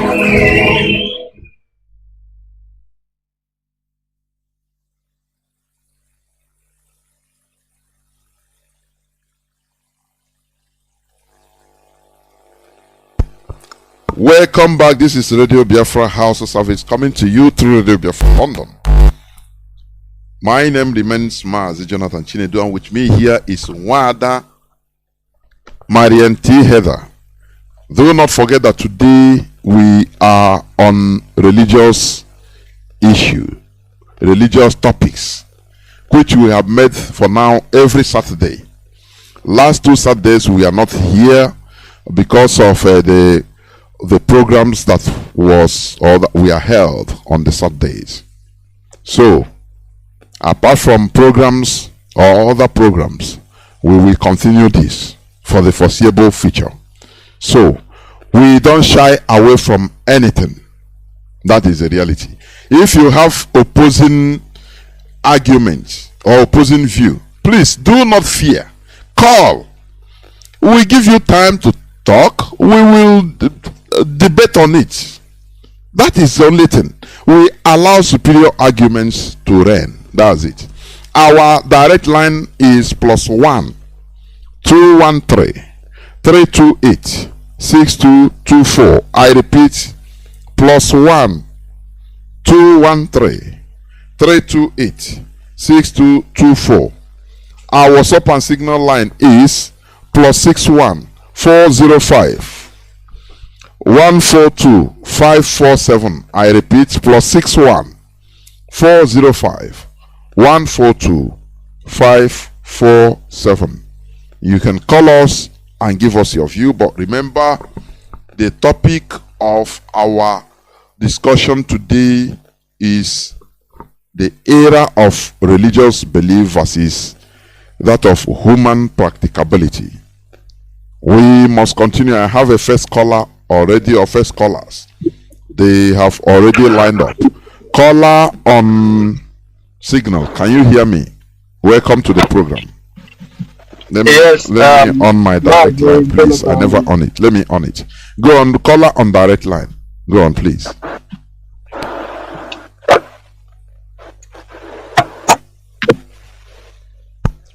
Mazi, caller on direct line, please go on. Caller on Signal, go on, please. Mazi, should I go on? Go on. Yes, go on, please. Okay. Thank you so much, Mazi Johnathan, and our beloved sister Marien. Thank you for once again coming in our platform to educate our people about our ignorance concerning this Christianity they brought from us, and those that brought this Christianity today, most of them are not practicing what they brought to us, because even their children have seen the physical things, how life is supposed to be. Most of them don't even attend the churches. This place we are is only the elderly people.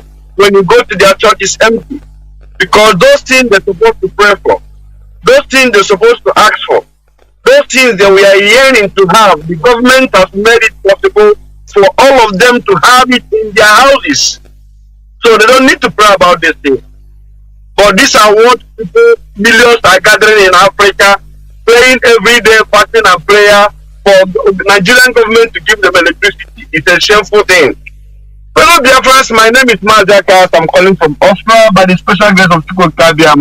I am the IPOB Austria National PRO. Mazi, the last time I called in the platform, I forgot to thank IPOB Austria on behalf of our national coordinator Mazi Onwumelo for the attendance of 30th of May. Austrian family are formidable. They really prove to the whole world that what we are fighting for is not what we are going to capitulate until Biafra is restored, until our leader Nnamdi Kanu is being released unconditionally, because he's a prisoner of conscience. fellow Biafrans, I just want to say thank you so much for coming. Thank you for all our brothers and sisters who left everything they are doing and try to come and join us on that particular day. We say, may Chukwu Akadoma bless all of you. He say. Mazi Johnathan, the truth about it is that I used to say, my brother, when I call your platform, I used to say that I'm a Christian. I will not deny it. But I go to church now with my brain intact. Nobody is going to bamboozle me anymore. With these their cheap lies, they used to confuse our people. How can you tell me that when my enemy comes to me, want to destroy me, he will slap me in one cheek, then I have to turn the other cheek to give him to slap for second time? How can you tell me that? But the same man who carry AK-47 that are shooting me to death, instead of you to tell me for me to defend myself, you will tell me to go and fast and pray so that they will repent and stop killing me. They say the battle is for the Lord, not for you. It's of the Lord. But the same people, when they been kidnapped, you see their members running around and donate a huge money of over 100 million to give to the same people. They don't want to die. They don't want to go to heaven. Because the same heaven they're telling me that I should suffer here, at the end of the day I will go to heaven to go there and enjoy. Why can't them tell their members, please, don't donate this money, allow me to die so that I will go and enjoy it? You see, Mazi, that these people are not telling us the truth. They are not telling us the truth. And what happened? It's not that I'm trying to say that the so-called Reverend Father or Bishop or whatever they call themselves is not allowed to live. They can live, but it's also to vindicate what Ipob has been shouting all this day long. That the motive and the obligation of what Nnamdi Kanu put in our hands is to make sure we save our people from this captivity that this zoo and the so-called politicians have put our people. Because we have seen what life is all about. We have seen how life is supposed to work. We have seen that when somebody is sick, you can use a telephone and call ambulance. In the next 5 minutes, the ambulance is there. Take the person to the hospital, and that person will be treated without charging 1 kobo. Mazi, this will happen live. That even if you live in 50-story buildings, when you open your tap, clean water will be coming out. You can fetch it and drink without having stomach problem. The government makes these things available for the people so that the people can be able to live a very good life. But these people who have millions of congregation cannot stand up and preach to the people and tell them that your problem, the reason why you are here, is because the government has failed to do what they're supposed to do for you. Somebody will somebody will be hungry, Mazi Johnathan. You will run to the pastor or to the bishop or whosoever they call their name to ask, please, I'm hungry, give me food to eat. The same pastor will give the same person with empty stomach. We tell him, open your Bible, go and fast for the next 3 days. God will bring the food from heaven. Why this man, under his bed, he has yam, tube of yam, bag of rice, under his table, he cannot go there and take some food and give this member to go and get something to eat. Rather, the same man will give him fasting and prayer. Mazi, this type of wickedness is this. Wickedness in a high place. In the Bible, and at the time I saw what Ipob is teaching is for us not to be going to church with our brain being manipulated. Somebody will tell you, go home and kill your mother. Your mother is a prophet. The woman who carried you 9 months in her stomach. Somebody will tell you, go and kill her, that she's your prophet. Well, instead of him to tell you that it is government that put him in this condition, that this guy have tried to build a shop somewhere, he was doing well. At the end of the day, the government come and knock all the business down. Today he's been bankrupt, he's doing nothing. Pastor will tell him, go and kill your mother. He's the problem why the government knock down your business. These people have done done a lot of atrocity on us, but here in Radio Biafra, our people must be liberated by fire by force. And this atrocity that they are committing in our land, they should stop. If you know that your hands in these atrocities committing in our land, killing our people, Mazi Johnathan came to fight to save our people, not to destroy our people. Those of you doing this thing should stop. Or the judgment of Chukwu Kadiama will rest upon you and your family. This Nigerian government are committing atrocity in Biafra land, trying to hang it on the neck of IPOB. All of you will die. Thank you. Mazi, thank you so much. And you too. Thank you very much. I have many callers, honestly. So please, if you are talking, please make it brief. People are calling. You know, when we talk about on these religious issues, people like to put their mouth. Please, caller on direct line, welcome to the program. Can you hear me? Yeah, Mazi, there we go. Yeah, my name is Chika from Obim Baba. I call from the Republic Cotonou, the capital of the Republic Cotonou, Mazi, the economic commercial capital of Benin, Cotonou, Mazi. I keep all of your life, Mazi, but I greet you. And I greet our sister. May you keep all of your life and give you more strength to continue this job because it's easy. And the Hamadi of Biafra, the man who is appearing in Africa, over area in Israel. Today is still fighting. The lion holding the bull by his son is not easy. Mazi, you see, this topic today, Mazi, is so wonderful. Is in that zoo, Mazi. The politicians, they know everything and they the truth. And the Fulanis, the Fulanis are fighting now through religion. They are trying to rally around the other Muslims in order to tell them, yes, we are going to conquer the non-Muslims so that we will conquer them and lead and be in charge of everything. And the other Muslims will believe. We know that the Fulanis are using one arrow to kill two birds at the same time. They are fighting to colonize the indigenous people of the land. Then, the other hand, the other people are believing that they are fighting together with them, but it's their life. Now, as they hold the so-called religious leaders tight every time, that is why you see them, they always say, we urge the religious leaders to pray for our country, the traditional leaders to pray for peace in our country, and they always go to Abuja to collect their own share. That is why all the whole petitioners in the zoo, mainly in our land where the so-called Christianity reign most, they run around the clergymen to hold them tight so that as they are holding them tight, the people will think that the petitioners are good people because they mention the name of God. Because our people doesn't like to use ear to hear this name of God, Jesus. If you just mention God, Jesus, you are not a good man. You see? That is why they are running around all the whole clergymen in our land. Look at the story who just entered the other day. Running around the whole clergymen to hold them tight and pay them. You must continue keeping these people down so that they continue sleeping. Now, these people know the truth. They know everything about what we are saying. And some of them, in their ignorance, they don't know, but some of them know the truth.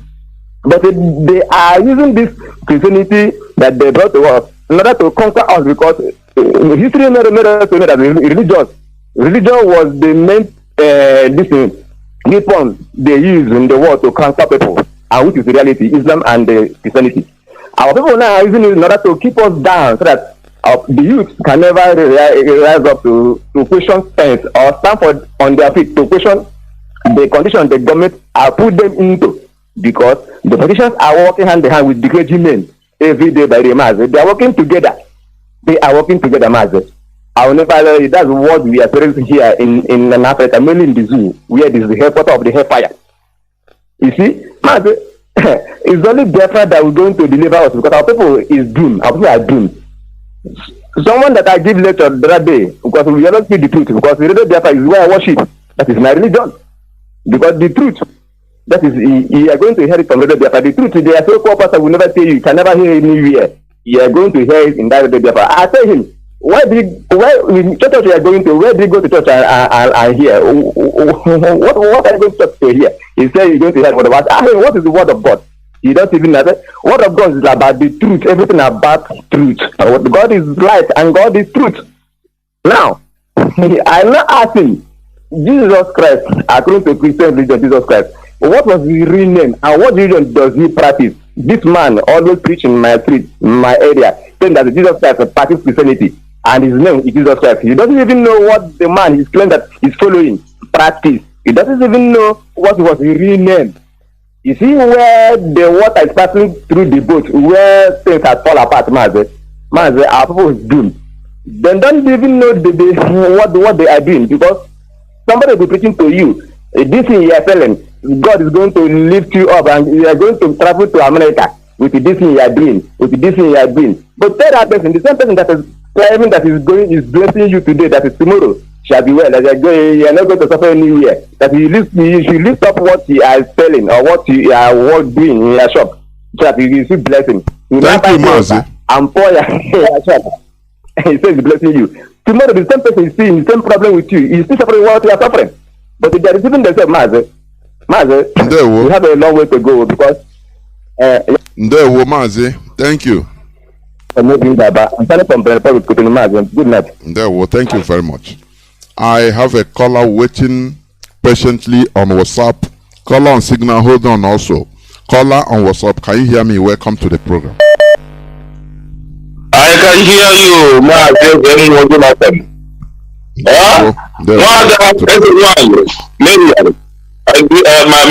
My greetings from Biafrans. My name is Onyedekachi. Mazi, this topic is, in fact, is giving life. It's giving life. Mazi, I will tell you that 100% of problem we Africans in general are having today is religion caused it. Religion is a nuclear weapon. Mental slavery is a nuclear weapon to nuclearize all the whole Africa. Because when somebody cannot think well, what makes a human being is ability to think and reason well. These people calculated us well and finish us with this religion. Look at what is happening in our land today. And uncircumcised Christians will take God, come to your family to kill you, and you have something to defend. You can't defend yourself. You will say, if you kill the person that come to kill you, you go to hellfire. So you will allow the person to kill you, so that when you die, you go to heaven. Mazi, these things are caused by religion. Mazi, we have natural bulletproof, which is Odiyeshi. But we abandon it because the Bible says it's evil. How does become evil? How does vegetable we eat today become evil? This is what church, Bible, Christianity, religion bring to us. Mazi, in the old time, there is this war that we used to dance. Our fathers used to dance then.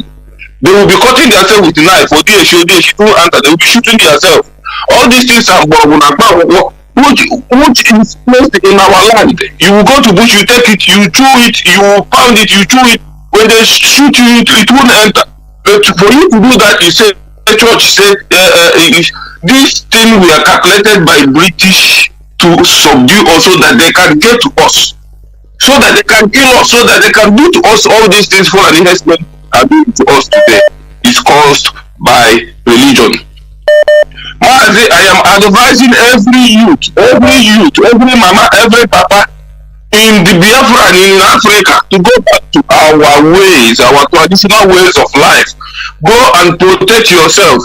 Eat which is your own bulletproof. Why is white man building bulletproof to protect his chest? When we have our natural bulletproof, you will put in your body, nothing will happen to you. When go an investment, if they are 100, only you can pursue them. Mazi, may God bless you.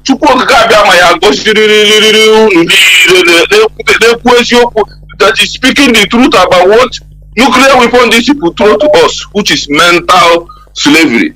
May God bless you all. Thank you very much. Mazi. Caller on Signal, welcome to the program. Thank you for holding on for 3 minutes or 4 minutes. Can you hear me? Yeah. Yes. Mazi Chinedu, Udo Chineke dere. Dikwarage. Asemo na dere na mma nwanne m. Ana m ekele all the Biafrans all over the world. Ana m ekele kwa ada ya nwaanyị nọ gine na bụ na mgbede a. We na appreciate the truth word of God. Because if you know the truth word of God, nkaja krom mirio. Because na ebe aka na amuta, aka na okwu Chineke. Because okwu na-ekwu na bụ okwu Chineke. Ọ bụrụ ife ha na-akọ na Bible sokwa nraka ise Genesis ise. Ana m ekene unu nke ọma nke ukwuu n'ife unu na-emere Biafrans.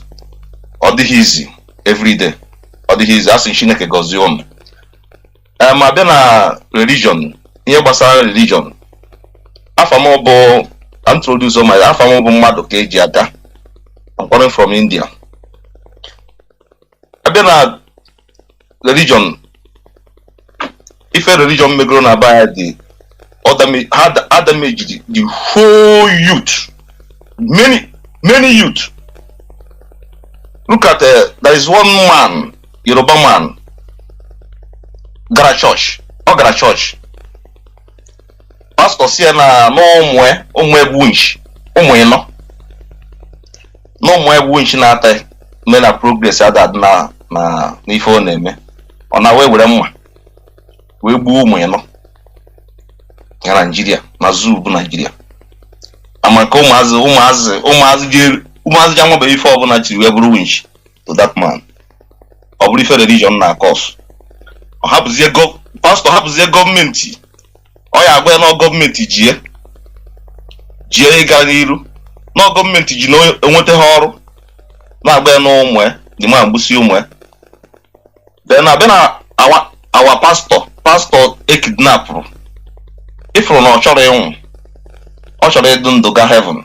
Heaven ọ na-asị ọ na-agwa ndị ọbụla ọ na-preach. Ọ chọzighị ịnwụ ka ọ gaa heaven ahụ. You know, but ọ na-preach ihe. So ife religion mego na by the Essex. But no, ahize Mazi Nnamdi Kanu. Ahize Mazi Nnamdi Kanu. No one. Na-apụta every day. Na-make sure na Biafrans na-etete n'ụra from ihe religion, ihe ndị ọcha mere anyị. Ekelere m so much. Wee na-asị na Chineke ya agọzi unu. Nyekwa unu amamihe zuru oke. Nyekwa unu wisdom. Unu ga-eji wee carry this project along. But ọ bụkwa ma Biafra must surely come. Ya bebe n'ebe. And ntu asi wee kwe ka ọ ya dị n'eke. Ọ ya dị ntu a n'oye. Ọ ya dị ntu a n'afọ. Ọ ya dị ntu a n'afọ. Ọ na-achukwu oke abịam. Ise. There were Mazi. Thank you very much. I have a caller on WhatsApp. Caller on WhatsApp, please welcome to the program. Can you hear me? Caller on WhatsApp, can you hear me? Yes, I can hear you, Mazi Johnathan. There were welcome to the program. Thank you so very much for the opportunity to call into your program. My name is Mazi Johnathan. I'm calling from London.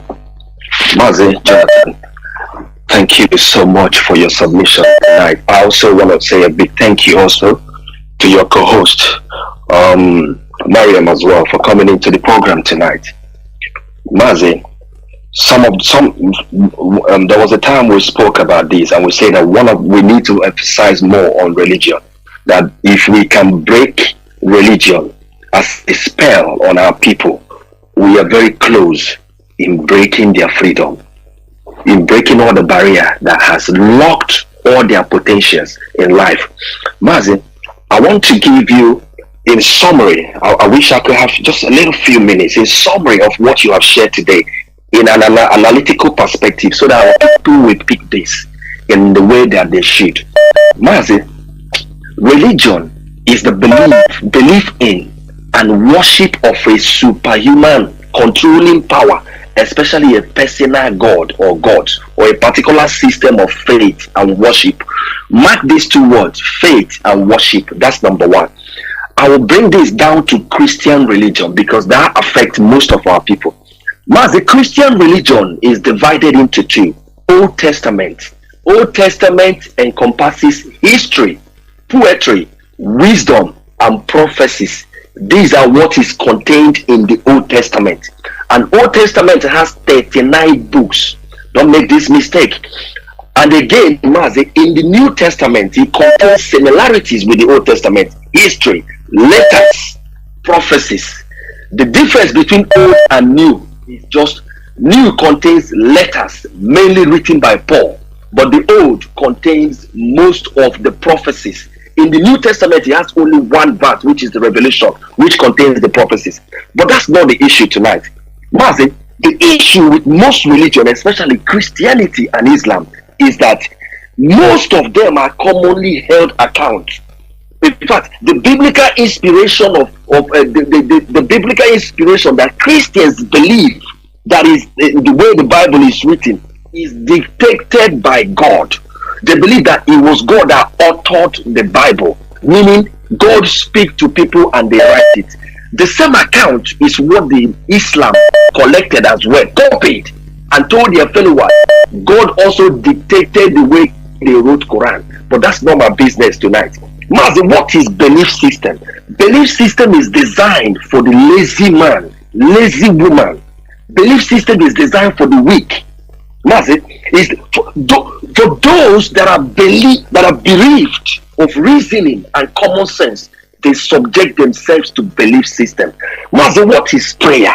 Prayer is an earnest hope or wish. Why I'm mentioning this is because they are in line with religion. When I finish, I will tell you why I mention all of these things. Mazi, I want to share with you something our people don't understand. When our people stand up, they say, hey, Genesis said this, Isaiah said this, this said this. It shows how I don't want to blame them, but it shows the level of enlightenment they are on. They take Bible as an authority of humankind existence. That is the mistake they are making. I want to shock you tonight, Mazi.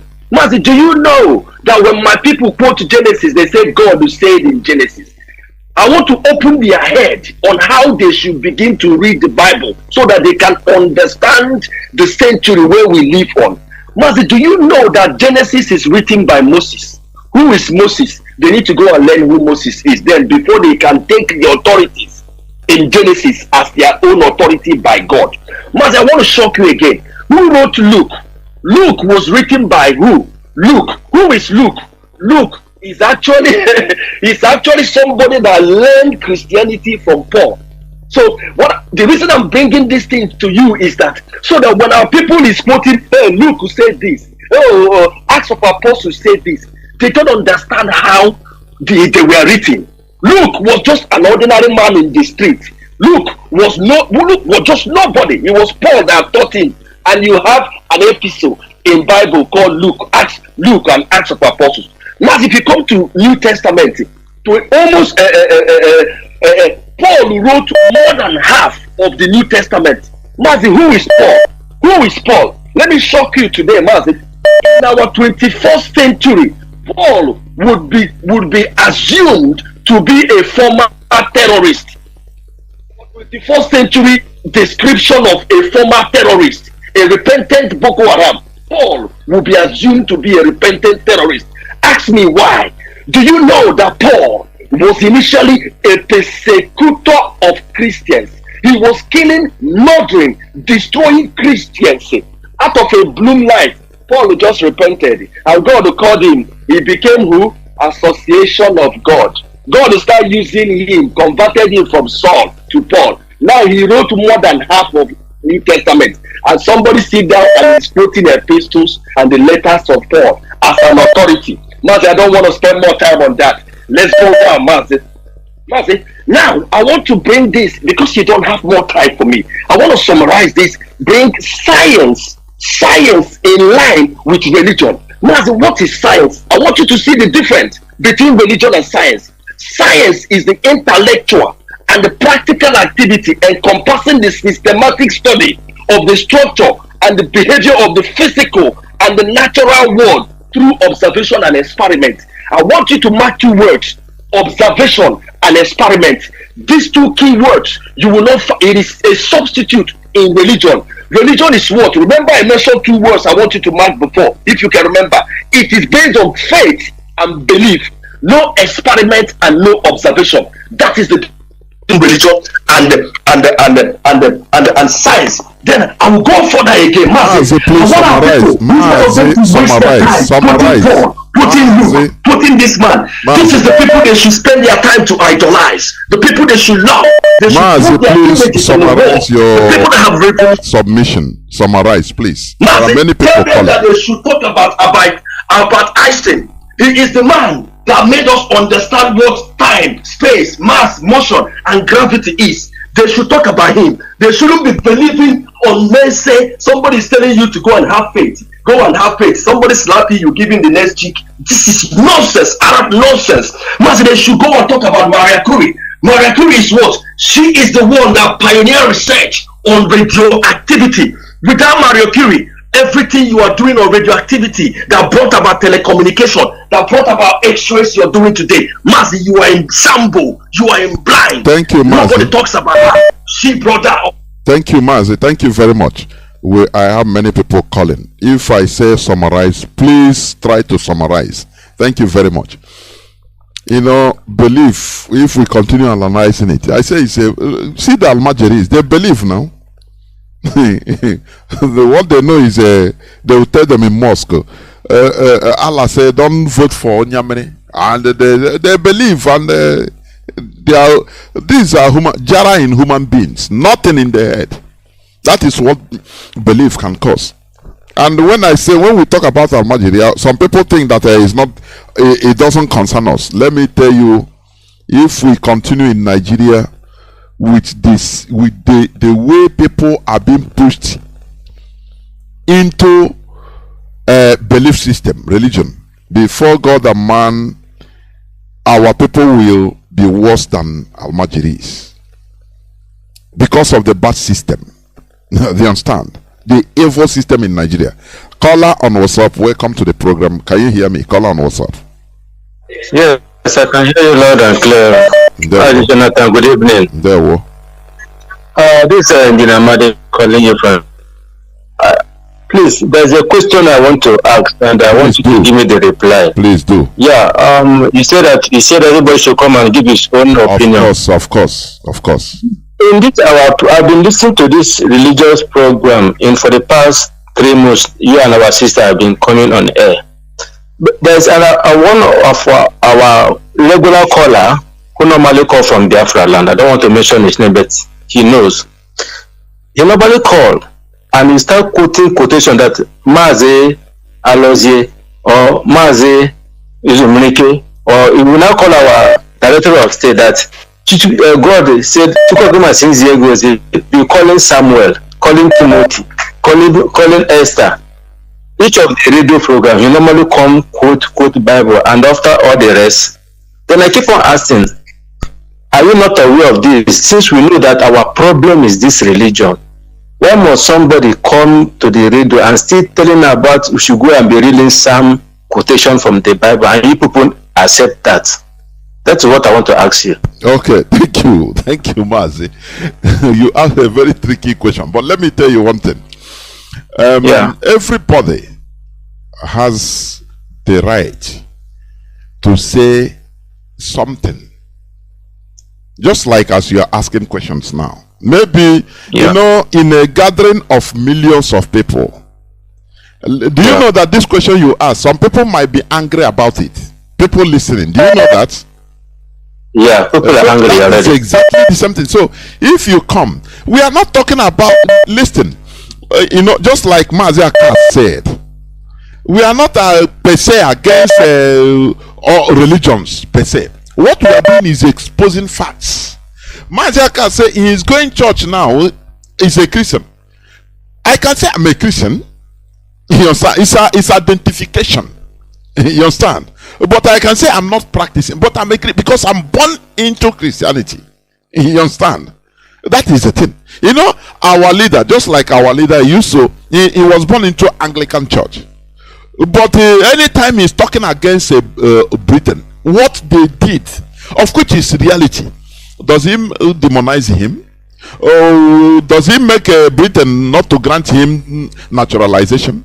So, if our brother come and go more and so quote read some people will like it. Why some people will not? Why some people will keep mute? You know, it doesn't affect anything, I should say. You understand me? Although, you know, privately, the only thing that matters, just like me privately, I have talked to him privately about saying some certain things, because in my own program personally, I heard people making threats. Something you can, I will do this, we can do the no, we are past that stage. That is where I'm annoyed. I don't grab it.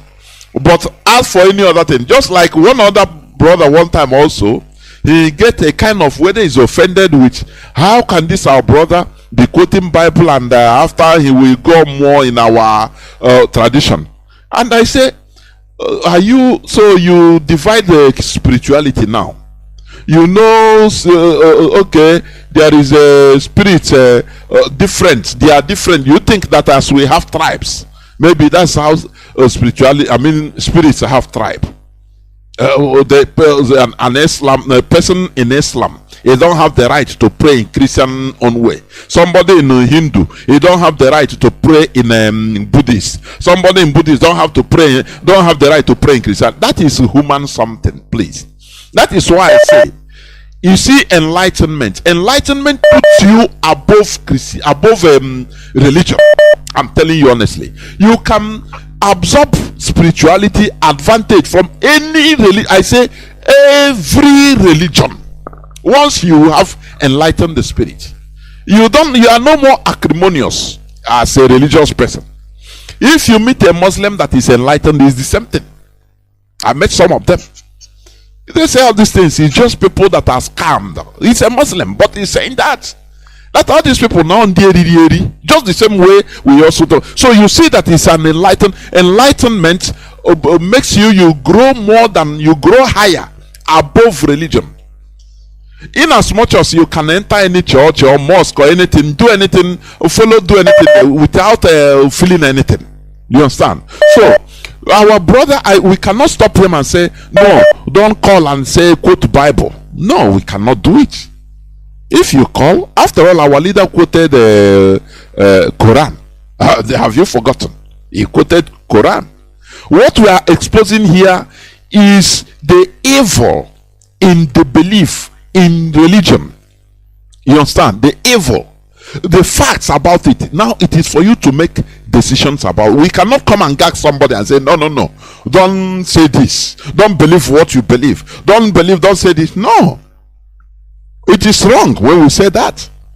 Only as we say, come with superior argument. That is what I have to say. I don't know whether we are still there. Mark, yeah. Are you still No, I'm with you. I'm waiting for you to land. Okay, go on, please. Okay, let us be sincere now. Jonathan, listen, we all now that are pushing this agitation of Biafra, we all are in Europe, and we see what the Western wars are doing. That is why we want to replicate that back to Biafra land. Here in Europe country, we all are here now. No, even the Europeans who brought this Christianity, they don't practice it in their own land. I don't know if you are hearing me. The whole world is hearing you. They don't practice it in their land because they know that thing is a fraud. They know that it's fraud, and they never allow their people to go into it. That's why they brought it to Africa. Since if we here in the Western world have known that such thing does not exist here, that the people that brought it, why must we allow anybody to introduce it for this struggle that we are into? And we know that that is the main key, what the Europeans used to cage us. I'm asking you. No, it's not that. Can I come in? Okay, but let me say something before you come in. I will allow you to come in. It's not that we are allowing somebody to introduce. We have been there. You understand? Most of us, if not all of us, we were there in that situation, but we try to remove ourselves. Now, okay. When you talk about Europeans also, remember Japanese. Japanese, they are, even till today, they are very conservative. They are very traditional. That is, they are very religious in their own way. Not Christianity, but they developed. You understand? Yeah. The Japanese, they practice their tradition. That is their religion. Their Shinto Buddhist religion. and they progress, and they are one of the number one in the whole world. So how do you say about it? You know, we must not take always what we are talking about is like this borrowed or imposed religion. It is causing more harm. Imposed religion, yes, and the way our people so we don't need it. Had it been we developed our own from grassroots, we were before the Europeans came. You know, that time we are the grassroots. Had it been we developed it, by now we will have been charted our own way. Although we be religious, but it will not be this stupid religiosity. It will be something that is original to us.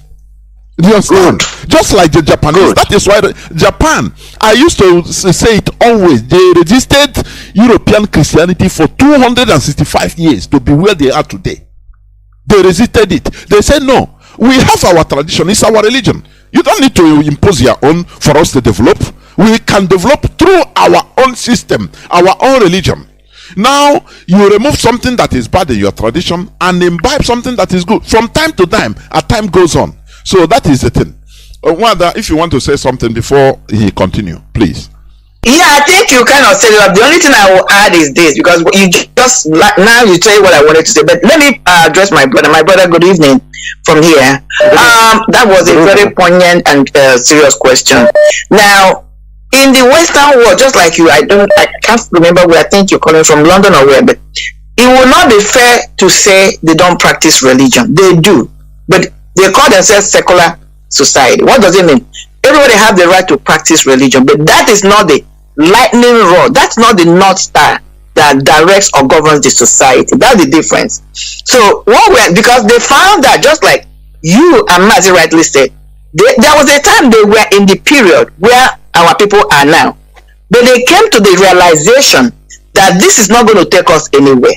We need human enlightenment through the development and usage of our minds, the brain, and then they moved away from it. They did not abolish religion, but even at in the United States, we have churches.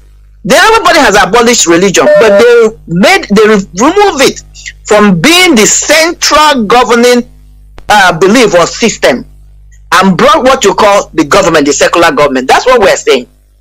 So you cannot ask anybody not to believe in anything, because we as human beings, I said it in this program today, we're emotional beings. So religion has a part to play, but it should not be the directing force how to develop us as humanity.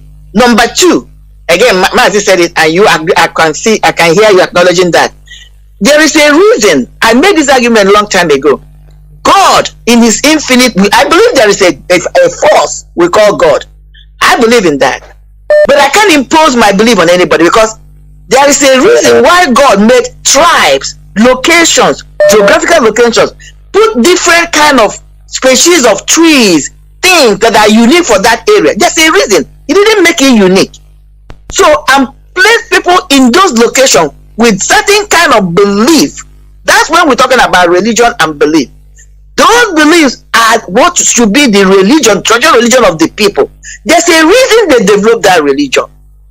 God is universal. It doesn't belong to a particular person. That's the argument. So why would anybody come and impose their own way of life on us and tell us that it's superior to our own? That's the argument. And that's why we are derailed. We are practicing something we don't even have a hang on. That's the problem.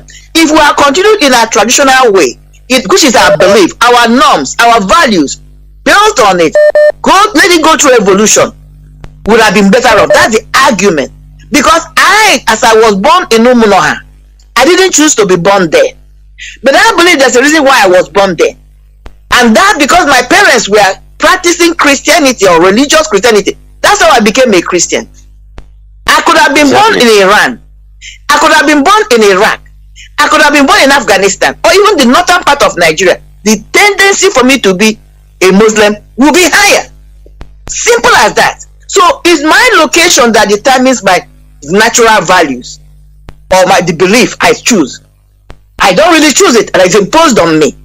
But then let us pull back and allow ourselves, as we are growing and maturing in mind, in body, let our mind mature and know that there are certain things that transcend all religion. That is the maturity, or when you are transcend above that.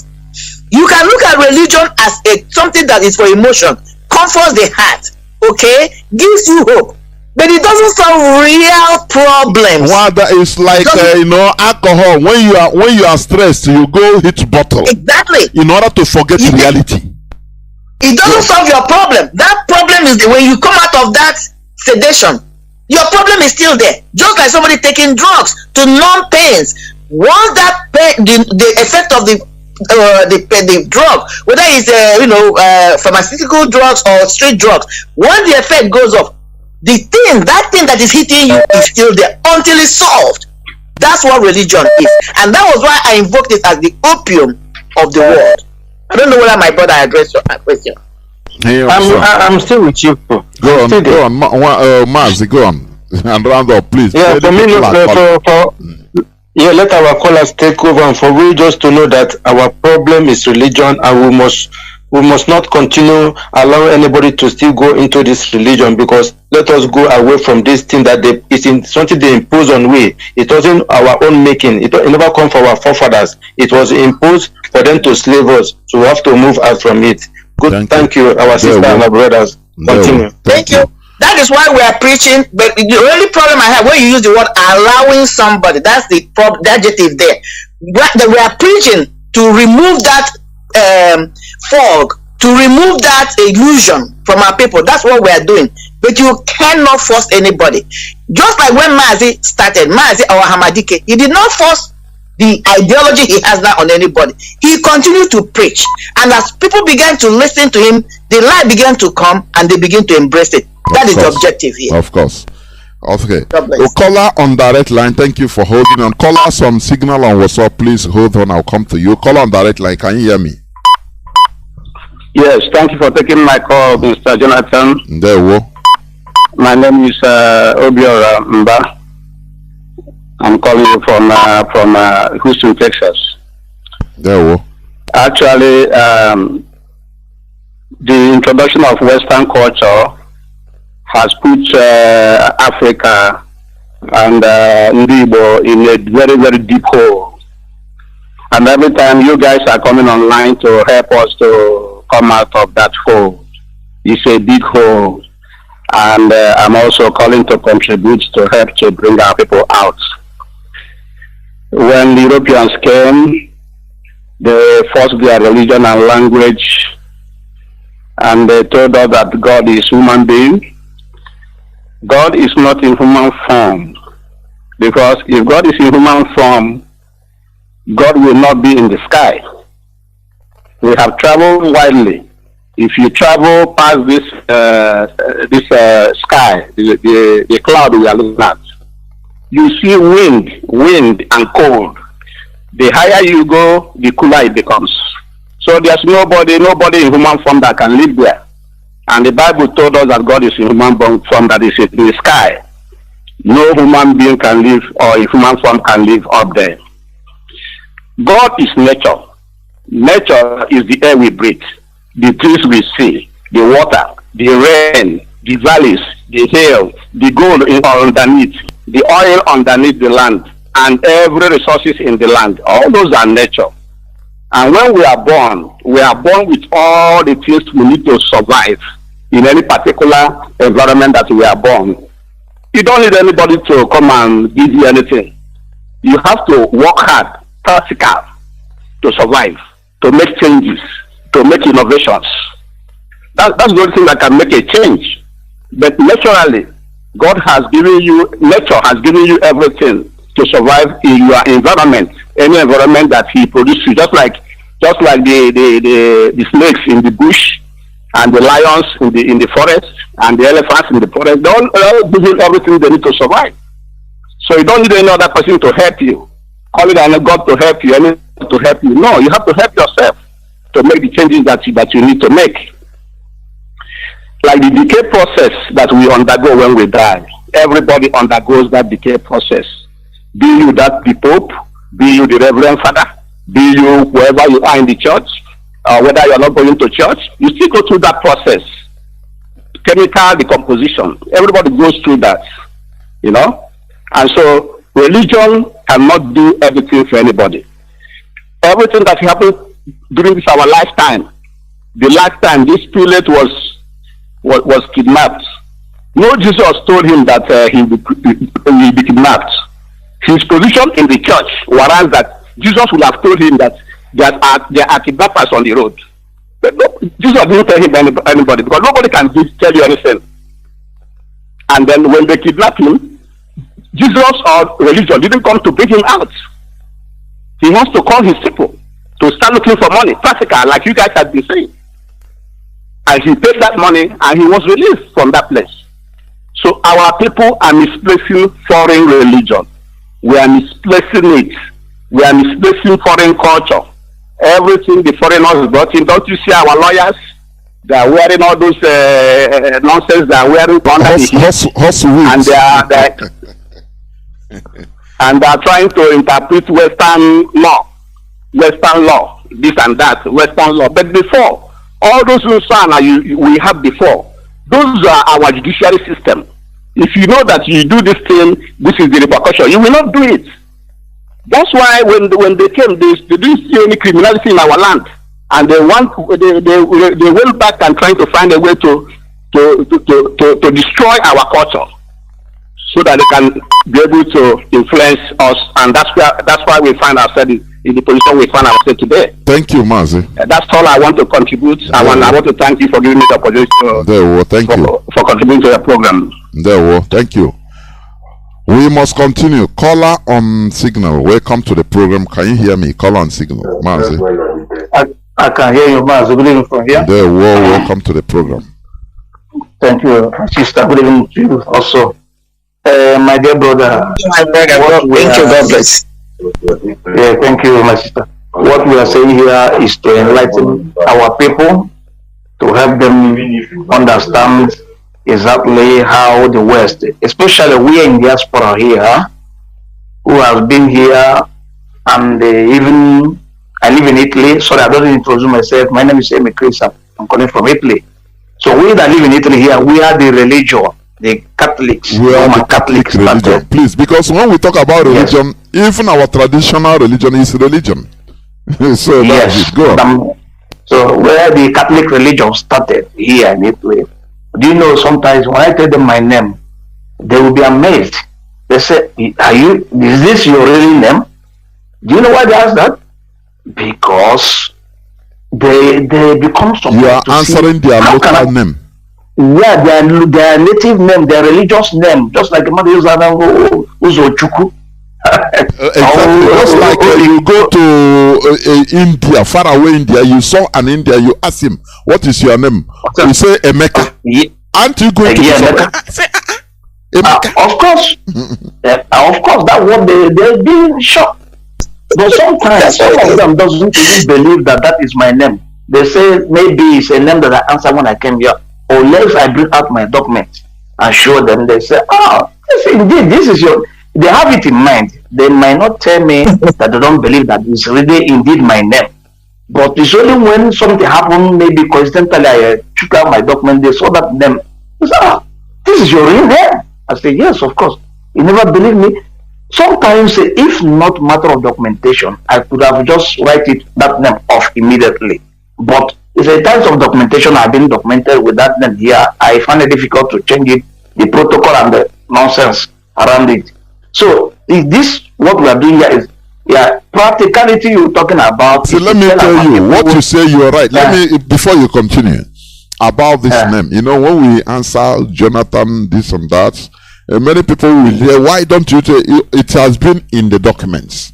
You understand? Yes. It's not that we don't want to change it, but we will change it when Biafra comes. Do you know that? Let me tell you.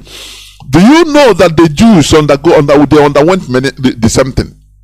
Now, before 1948, when many of them were answering Spanish names complete, Russian names complete, Italian names, European names, different names, European, you will not even know that they are Jews. But when the awakening came, when they restored their land, do you know what? They started changing their names, answering Pere, answering Benjamin, answering Hebrew names direct. So that is what is going to happen. You know, definitely that is because exactly now many of us have documents that it will be difficult for you before changing the name. You know, it will take a whole lot of things which you don't want to undergo. A lot. The protocol is yes. 10,000 But immediately we restore our land, my brother, you jettison the whole thing and take your ID. It happened to the immediately, because if we have Biafra, I don't think if I come here, the same thing South Africa did when they got independence. If you come here and say seek for a job, you do clear, say, give me your document, I'm going back. But here, when we say go back, you start begging, you want to stay, because you know where you are going is hellfire. So now, my dear brother, what we are talking here is how. That is when we talk about this religion. I found things very difficult. Like it preambled me for something you said before. When I met a pastor who said the word was the God who was with God. He created heaven and earth the same day. And so where is God then? So I want to say something about that. Now, naturally, we in diaspora, we came from Africa to America, Europe. Maybe you answer this Christian, Jonathan Ubias or Jonas, is the derivative of baptism as the result of Christianity they brought earlier before we were born. That's what makes us to bear these names, because our parents or those that their own understanding that time, because they were deceived, thinking that changing their name by this biblical or whatever, these European names make them to go to heaven. They now give us this name. Now, and they bear the name from Africa to here. You still retain that your name. It is under your jurisdiction or your obligation to change that name to any other thing if you wish. Now, this my brother called us. He said, somebody quote Jeremiah, he quote this, he quote that. Who is Jeremiah? Who is James? I particularly, this name James, let me tell them what it is, because I find out this letter J, this letter J they use today is about 500 years of invention of, even it was like the 17th century, letter J come in existence. Like in Igbo land, we don't have X to write something. So if tomorrow somebody bearing them with Igbo name with X, how will we define that person? Because in Igbo alphabetic order, you have the X. I have the X. But this is the new invention that invented. But before then, I want to before S. I'm before Igbo name. Maybe tomorrow we will shuffle our alphabetic order in order to modernize it, as you always said. Then tomorrow we decided to put X. Those that were born before them, how can they call them with name beginning with X? Because X has not been existing. So now this is where I found the religion. But in a nutshell, let me just bring my point here. Our brothers down home, we are in Europe. Europeans use religion to conquer Africa. In order, because even it was the same thing, they use religion to rule Europe. But when they see that people have become somehow civilized and begin to understand, they shift from using religion to rule the state to politics. Now they establish strong political structure. System. Yes. That is where, yes, when they use this politics now begin to rule people through politics. If you make law here, if you Reverend Father talk here or Bishop Pope talk here, the one government talk, people will respect the one government talk than the one Pope talk. Whatever Pope like, let him say. Whatever he might say around him, nobody will practice. Even this order, this restriction. When government give order, they tell you, say, no, question allege. This is law. You have to respect it. And the people respect it more than whatever Pope or Bishop said.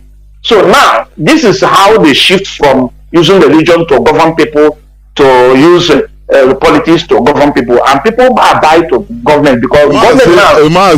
Please, don't forget what you want to say. Let me say something here also. You see, that is human advancement. You understand? Yes. From the era of belief, they switch onto, they saw that it became old-fashioned. Now it can no more work in that new era with enlightenment. Belief can no more be the main structure. They remove them, and replace it, call it secularism, whereby go to your church, no problem, but it doesn't interfere. Government has the final say. The same way, yes. I think they celebrated the 70th reign of Queen Elizabeth. Is it few days back? Do you see how Queen Elizabeth, before the Queen and King, Duke, of Edinburgh and Queen, they were the highest, daily daily activities of governance. It is from them. They were the God on earth. Yes, they were the gods on. They cannot, announce the head of somebody and he will be slaughtered. But a time came. That is true. A time came. Now these people, they saw that due to revolutions and this, they didn't practically remove monarchy complete. What they did, they made it become ceremonial now. They don't have real power anyway, but it's become something glamorous, something to retain that their system, their culture. They didn't do away with it, but they don't have power that they had before. It becomes something just for show business, for show. We are shirts come and Queen, we are God bless the Queen. It become like that. The daily activities of government is run by the Prime Minister.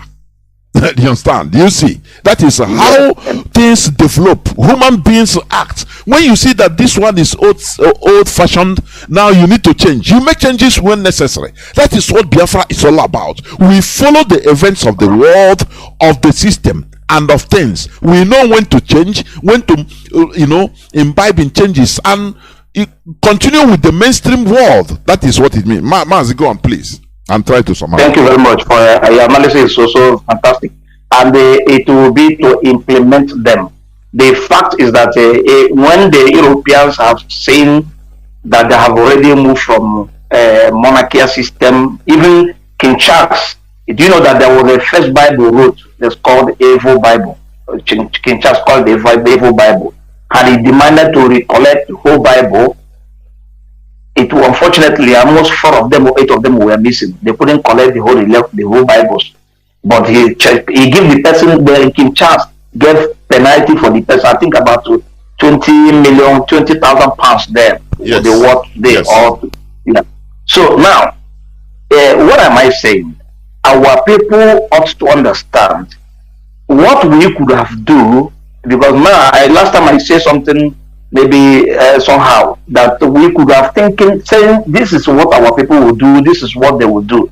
Now, are we IPOB have the authority now to decide even the future of Biafra today? All these people going around to cut trees, telling you that trees, even some have some traditional Iroko tree that were very fantastic. They cut it and said their problem is this tree. You study after your education, there's no job in Nigeria, they don't get job, you don't stay at home, and then somebody would come and tell you your problem is this tree. Then go and cut this tree that could have shared people.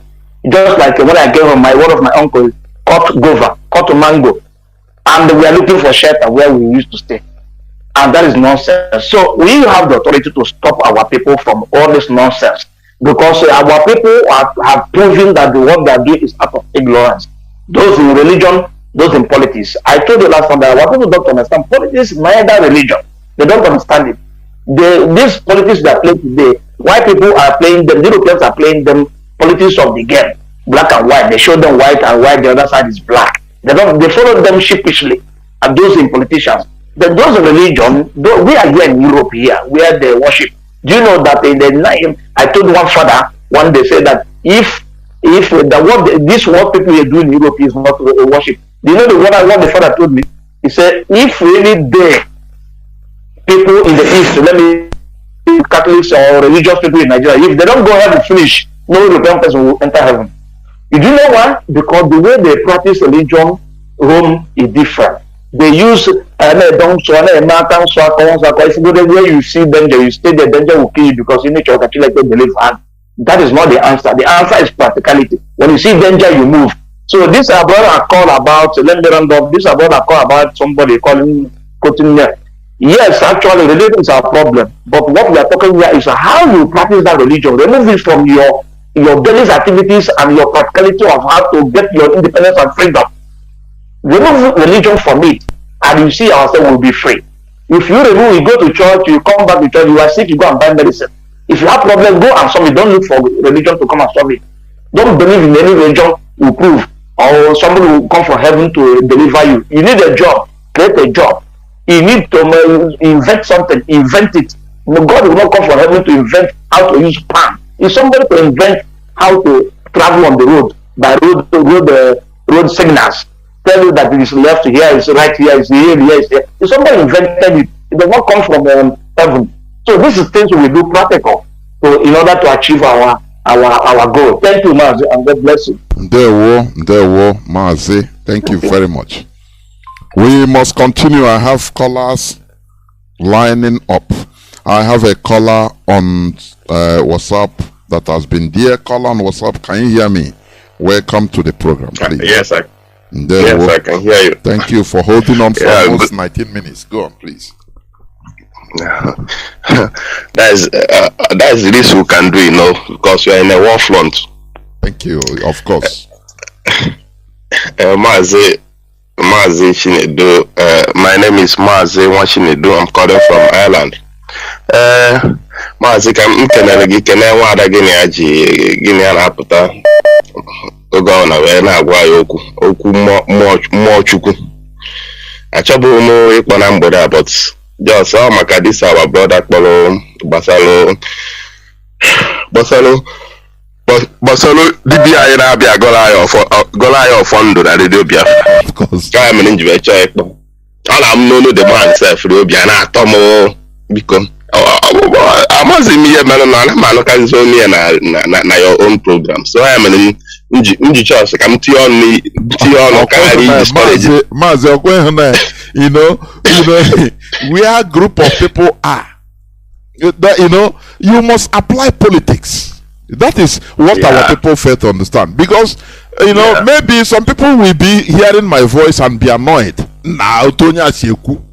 And some people will love it. The same thing, because you cannot satisfy all the people, but we try our best to satisfy most of the people and do something reasonable. You see, our brother don't like him coming to say this or the way. So, but another person say, I love him. Do you see it? Now, the ability to balance the equation so that everybody will go out being satisfied. No person will be feeling maybe cheated. That is the politics there. Politics. Do you see it? Go on, Mazi. Go on, please. The thing that I want to tell our last caller is that he should go and read Old Testament, because if man New Testament our forefathers never accept this Christianity, especially Catholic. You had is stupid. They are not stupid, in as much as Nnamdi just in a kind of way use it to manipulate them. I want to call correct the mistakes I made, but for them to accept it, they are not stupid. Because we go and read Old Testament, almost all the whole things in 70% of Old Testament is our culture, Igbo culture, so nobody go Old Testament. Happen New Testament, Paul and James, Mark. You go and read your Old Testament. You see, you go and read Malachi. You see everything in Malachi. You see that you just know your God. You see the laws there. All this is that our culture. That is why they accepted all those things. But manipulate, so they are not stupid when they accepted this Bible. So you just for us to correct the mistakes that they made, but for them to accept the Bible, they have a mistake in that. I'm telling you honest truth, because most of the 70% of that Old Testament is women and I. All the day winning and there ban Chuku Sege in one wine, digging one digging down or the nice me and I, and that is where it's in Old Testament. If you read of that time, I studied the Bible, like one that always said that you go and study the Bible, don't just read it. I'm not at like this. Mecha him with the Old Testament. Study on him say I go out. Pen and paper and catch them their pros. So now I come say I guess. So our last call at Uganda read Old Testament. I don't think he will condemn that our brother now no quote Bible. Although we say come to that because Mazi Kanu for them when only quote was in that's a Igbo language. Igbo language, the heavenly language. People don't understand why I'm saying it, because we do believe that we will come from the Jew, and the Jew they speak Igbo too. And then in the Jew they have undergone series of slavery, from one slavery to another. They're in covenant with God. I'm in covenant with God, and once you do so, you're not in covenant. Forget God will forgive you, but the punishment is there. That's what is happening. They undergo slaves of slavery because of once they break that covenant with God, the punishment comes. So and the owner has to undergo slavery. Their language are changing. Like I want kind of keep after one Ipob they Igbo language in the next 100 years, all and the Ipob Igbo language will fade off. I know so where did you? So all the thing did there. So our people need the hotakwa. They have to understand that one. Of course. Because and another thing I want to touch. The second thing I want to touch in the names of like our last caller talking about name and English name. And I want to English name. When I has any man, they say what? But I'm not again. I'm not Biafra. Biafra change. We see Biafra. More only Kizi change Biafra. Oh, my friend must say I'm English name. See a guy. You know Boda. You know Boda. You more Bangwaging. Afa English na agbajo na afa was na afa nwe okpo ye okpo no se aga isi ade kwage mo isi isi ade ge mo ke kiso no why no kita na emu onwe kana agba say na afi ibu e nkan say no don't put that English name at all. Don't try to put it there at all. It only he can joke ni shori me what about it jo fa afi ibu mara mo le mo afi ibu ya ba shi nedu just Father Joel Kafo. In fact, all them have blessed you ratas. All sent all politics in your channel. May he sent. All them are here. Me bias. Kafa baptism. You wanna dance. So I feel because buy dear. Put it there. It in English name at all. Now from one. Not slavery name call. You understand? I am not one the mother. Now how that? This you wanna dance all sent to call. Forget politics in Dutch channel. But buggy the politics. One now okay. May here pope. But what politics? You man Igbo. They represent everywhere. I mean, you wanna dance? May here sent. Buy blessed. Has not blessed. No problem. Joe Baptist man name here. You wanna dance? It's in English them there because it's affecting us. So that's it. I want to hear. I want to talk about change Biafra. When I have anywhere, we don't see anywhere to change it. Go on now of listen this modern world. They cannot ban one English name. Oh my God, you are very stupid in doing that. Of course. I make argument in car. I say choke, but I have to tell you the truth. If you don't know it, each eye on the phone. Because I just have to tell you the truth. So the last city. Please, I think somebody on direct line. Please rush it. It's waiting. Okay. Let me land up. Because the last thing what I want to conclude in terms of our we hear other method in terms of reincarnation, yes, but people have to understand that we have to. You know that technology gonna do another new belief. But at the same time, we should not underrate our forefathers in terms of reincarnation. Because if there is no reincarnation, even the history that our Igbo slavery jump into the rivers, that they have to reincarnate and come back again. They know what they are doing in doing so. That's why sometimes most of Igbo people believe that we are spirits, and when we die, we will come back again. Some people believe they come from water. That's why sometimes when you are having a dream, even when you know like all this spiritual husband or spiritual wife, you join a church. I say you get band, but you join our traditional religion. I say you get that you see it, you to stop. Please. Yes, thank you very much. Thank you. There we caller on direct line, welcome to the program. Can you hear me? Mazi Johnathan. Mazi, you are sounding very far. Is it from me or from you?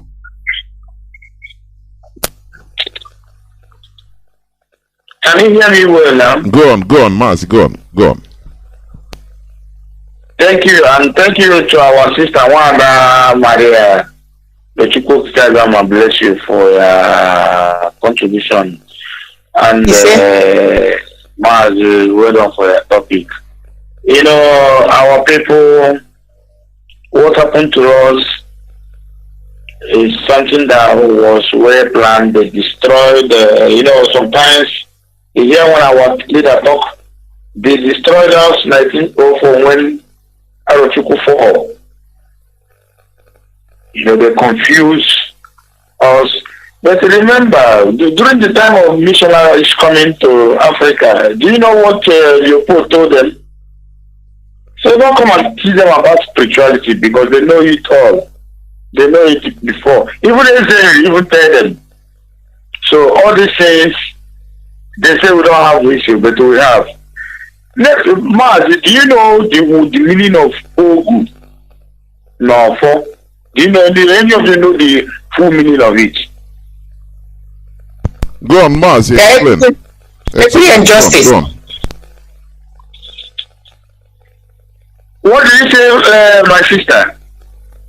Equity and justice of Ogu. Equity and justice. Yeah, he come close. But in the Igbo cosmology, or what they call it, Ogu, no, for it means Igbo ancient sacred practice. Igbo ancient sacred practice. Ogu is equity, fairness, justice. Where will you find out now? Ofo mean Isuala, Iwala, Ntuala, Omenala, and Ordinala. So this,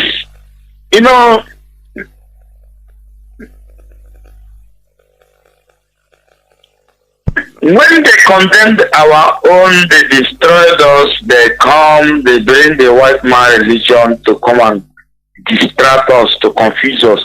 It was the so-called Christians start calling people. So do any of you know this?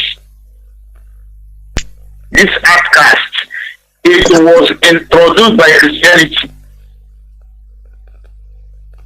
Ndoka. So thank you for all this topic coming up. We'll have more teaching our people. There is one Professor Mama. I don't know. I forgot his name completely. He's a Ghanaian. There's one of the seminar I attended one day. He teach tradition and African religion. It's where you see all these things. We are being colonized, being brainwashed. Tell us lie. You people are talking about names. When people see my name, they don't even know where I come from.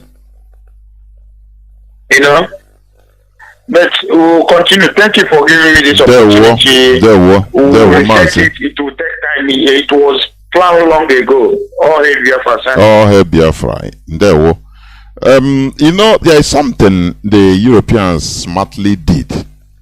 Because that is one of the things that are confusing some people. Well, I don't know whether you are listening to me.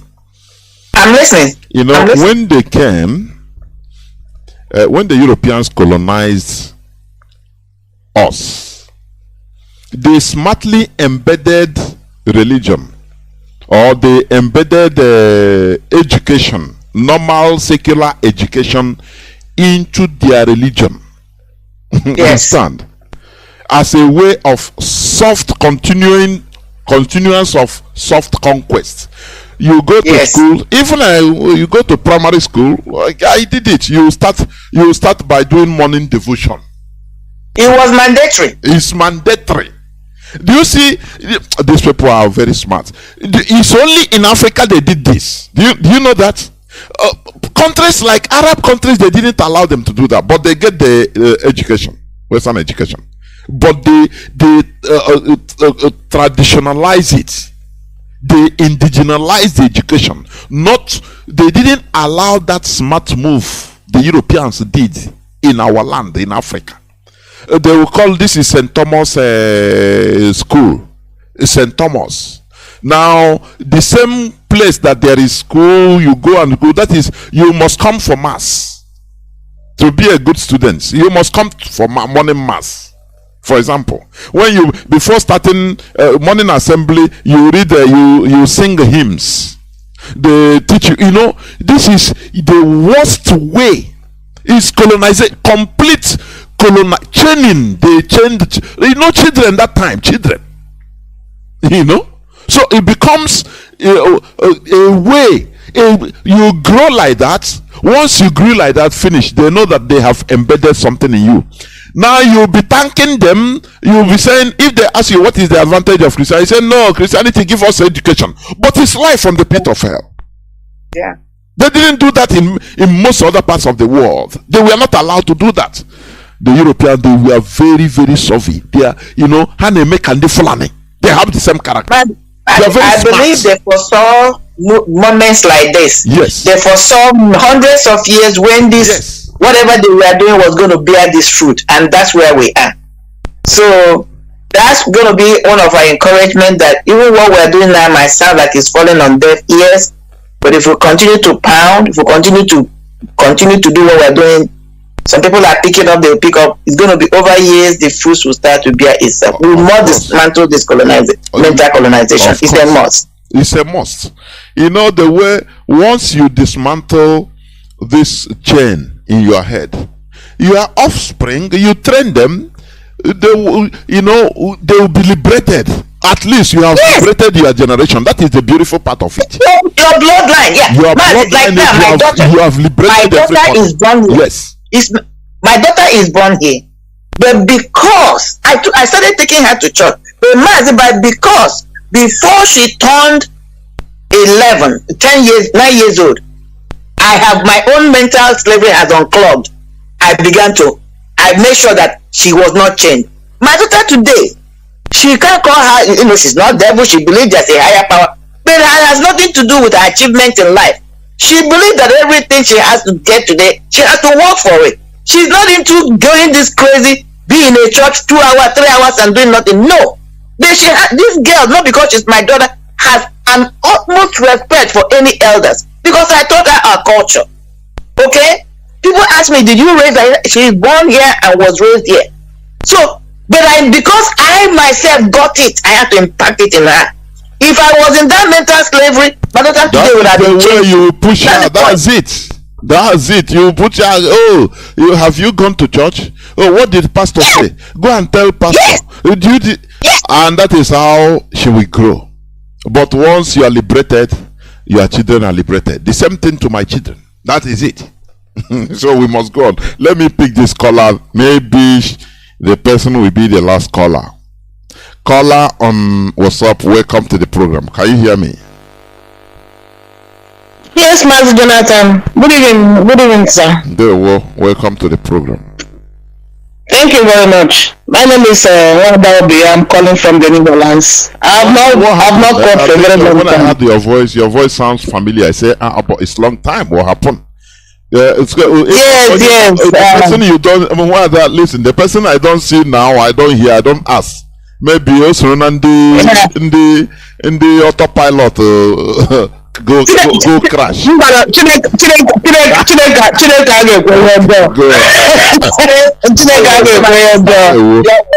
That's not possible. Thank you, sir. Thank you for this wonderful submission today. You and your co-host. Mazi, I've not called for a very long time now, but you see, there is no way I wouldn't have called today, because your submission today is something that, you know, it has been, you know, something that is Mazi. You see, religion is the problem. Let me not exaggerate. I should say is the 65% of the problem that we have in Nigeria. 65% of the problem that we have. Religion has made our people, they are not thinking. They don't think anymore.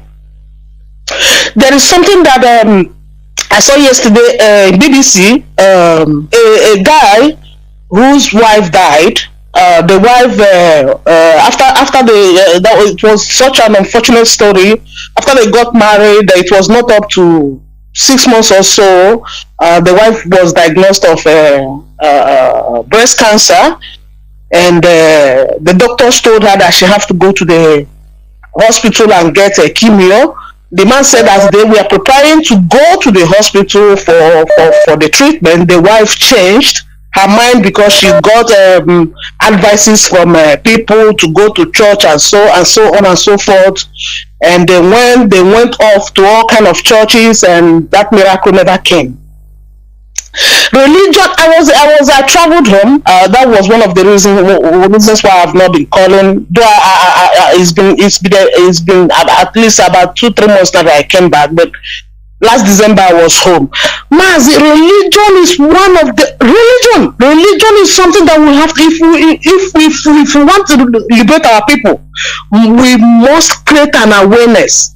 But not, I was discussing with my girlfriend yesterday. I told her, I said it was because of the Methodist prelate that was adopted. You know, we were laughing. Somebody who want to go to heaven now was seeing heaven and Jesus there, and he went to pay 100 million. You know, so. But then I was telling my girlfriend something. I said, you know, the older ones. You know where we have to focus, Mazi.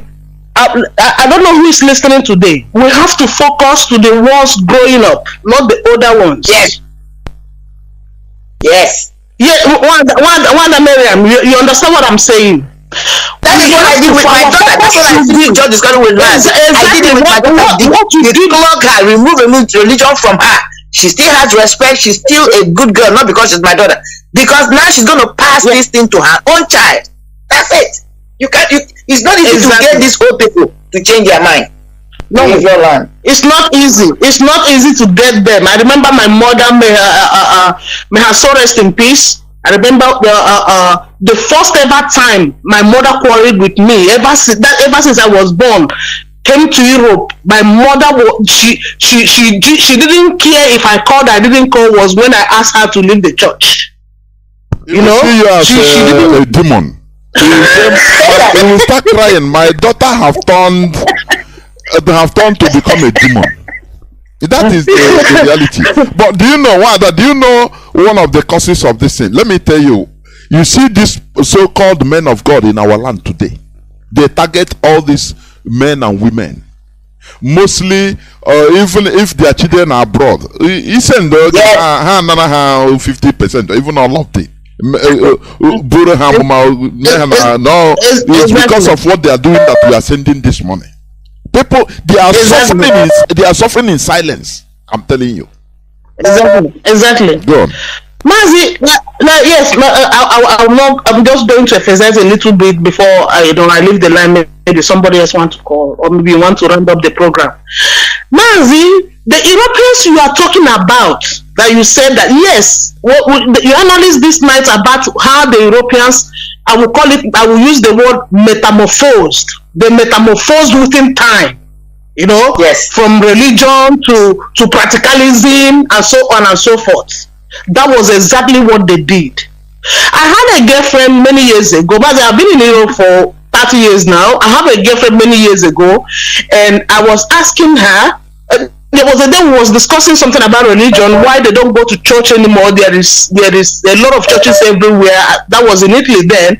And she told me that before, Reverend Fathers were seen as gods here. You understand?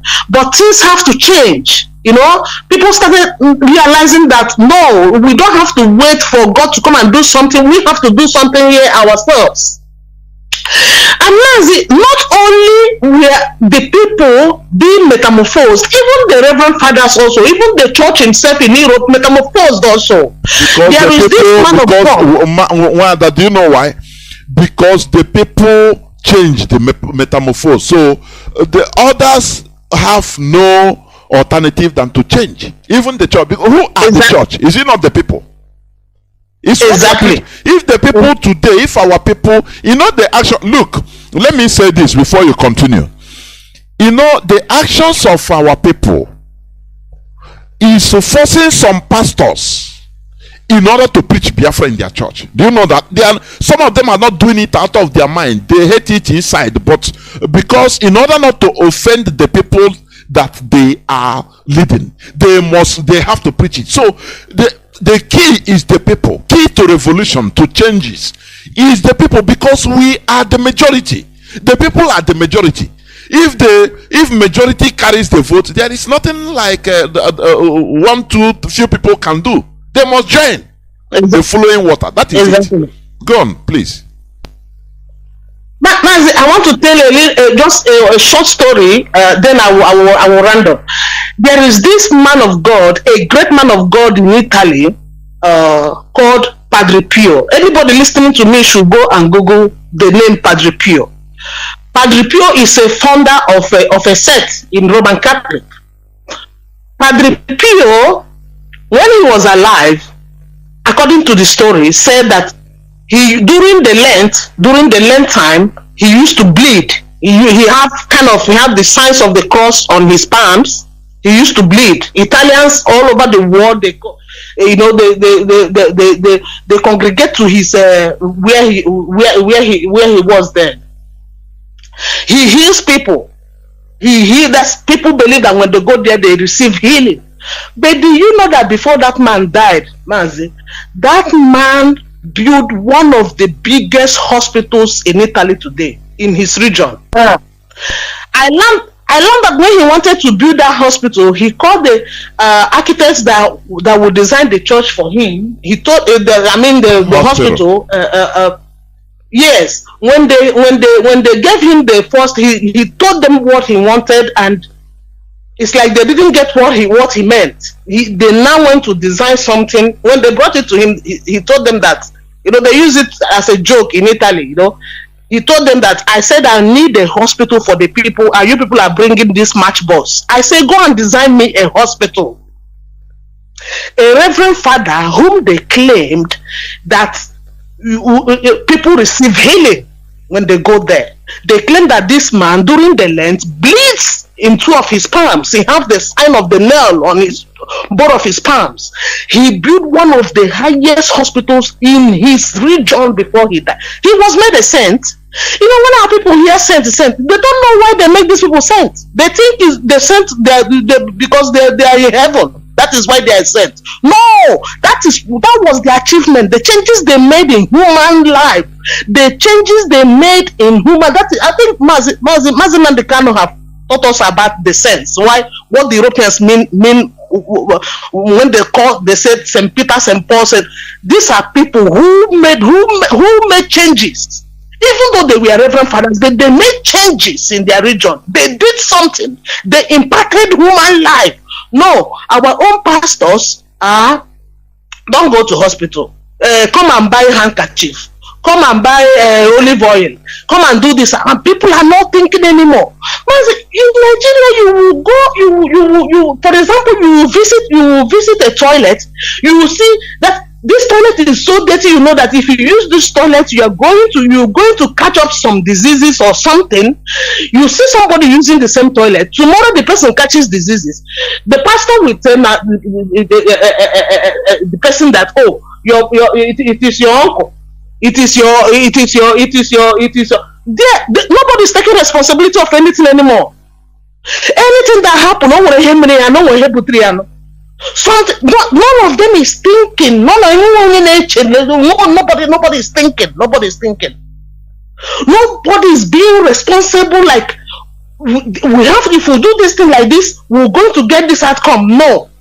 Or something in there. You see that might have got one or accident they have killed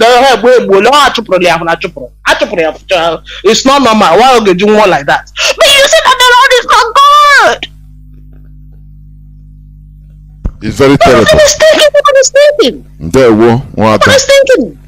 It's very terrible, honestly. Nobody's thinking. But as if we want to liberate our people, religion. We have to start from the next generation. The kind of abagote, not the ones that is above us. Those ones have the kind of abagote now. Our children, our upcoming children, will have to teach them practicality. Practicality. The heaven and Afanya with this earth. Can I go to this one first? Then there was another one on but first and foremost, let us live here first and live it very in fullness. Mazi, thank you very much. I love your submission. This my sister. Thank you. Thank you. I think we have come to the end of this program. I will switch off the phones, my phones, please, so that I don't know. People are, let me try. Caller, please make it as brief as possible, please. You have been calling. Caller, can you hear me? You see? Caller, are you there? Can you hear me? Caller, on what's up? Please make it. I'm on the verge of closing. Make it as brief as possible. I give you 3 minutes. Please. Okay. Mechukwe Biama bless you. Mechukwe Biama bless our leader Nnamdi Kanu. He don't come preach the word to every woman being. People will refuse to hear the word of the prophet. Anything will come out, they take the hair carrier. He don't take, the man don't try. This our set. God create us and he choose those to fight, to support this in kingdom coming. No woman being will give us name. And the woman being go use as devil they use woman being. He don't bring and come, now being Nnamdi Kanu. And secondly again, people, every woman being this our set, mostly from 60, 70, God bring us to restore Biafra. It's not for we to hear waiting to fight to change this our set to come back to our ancestors. Our children will know the meaning of our ancestors. It's not we again. We must face to fight this fighting. Because me, I asked my family. I am the one told my family. I used to leave them to go to church. Because I find out before, like church is something proud for God. When I find out the truth, I am the one to decide the truth, to let our women, our men research the truth and table the truth to their children. It's your children. I am the one tell my children why they always go to church. But one day, I call my wife. I ask her where my daughter. He says she's in church. Do you what? He says it's fasting. I said why? You leave her in church fasting and you are home. And she cannot stay house and fast when God is in heaven and God is in the land. God will hear a prayer wherever anywhere God are. God must hear him. Why you leave her in church? For that, from that day, no more that church again. Live with truth and live with the law of the tradition. And I always teach them how way of a tradition, the respect of the land, and why. And it's in the Bible. I quote many places in Bible to them for them to read. Everything is in the Bible. Who you are is there. No matter the right Old Testament, go back to that place. Because if you are really working for God, no need to give yourself name pastor. Because all those people calling themselves pastors working for God, it's a liar. Something can do up. They know that we are a spiritual child. That is why those women beings, they were brothers. Mazi, round up 10 seconds, please. Okay, they are done this. They know that what you know is what you like is what person will use to do you to come as a 419 against your life. They know they were spiritual children. That is why a woman being answer pastor say he's working for God and do charm into handkerchief, into water, selling water. Water is free. Selling water, telling person water is a healing. Water is a healing, even though you don't sell the water to him, even though you don't tell him or her. Water is a healing. A shop is a healing. All those is for you to pray. It's for you. Why you sure? When he came, thank you. Why they take it to the water to baptize? Nothing like Christianity, nothing like church. Thank you very much. This is where I'm going to switch off the phones. Wada, please, your closing remarks, please, before I come in. Go on, Mwada. Yeah, my closing remark is going to be just to react to one or two things. There are callers. One of the callers said when he talked about Old Testament compared with our tradition. I agree some of the things because again, the common reasoning why our ancestors or the ancient people, some of them married more than one wives. People have always attributed it to like farming. But when he was speaking, this thought came to me. It wasn't really farming, because just like in the Bible, Old Testament, when you go to the laws, you will see that when a woman is on her period, she was not supposed to sleep, be with her husband in one room. So I believe that was one of the main reasons, because in those days, our ancestors, they knew all these laws before it was brought to them. It was one of the reasons they married more than one wife. Not all of, because it wasn't all of them.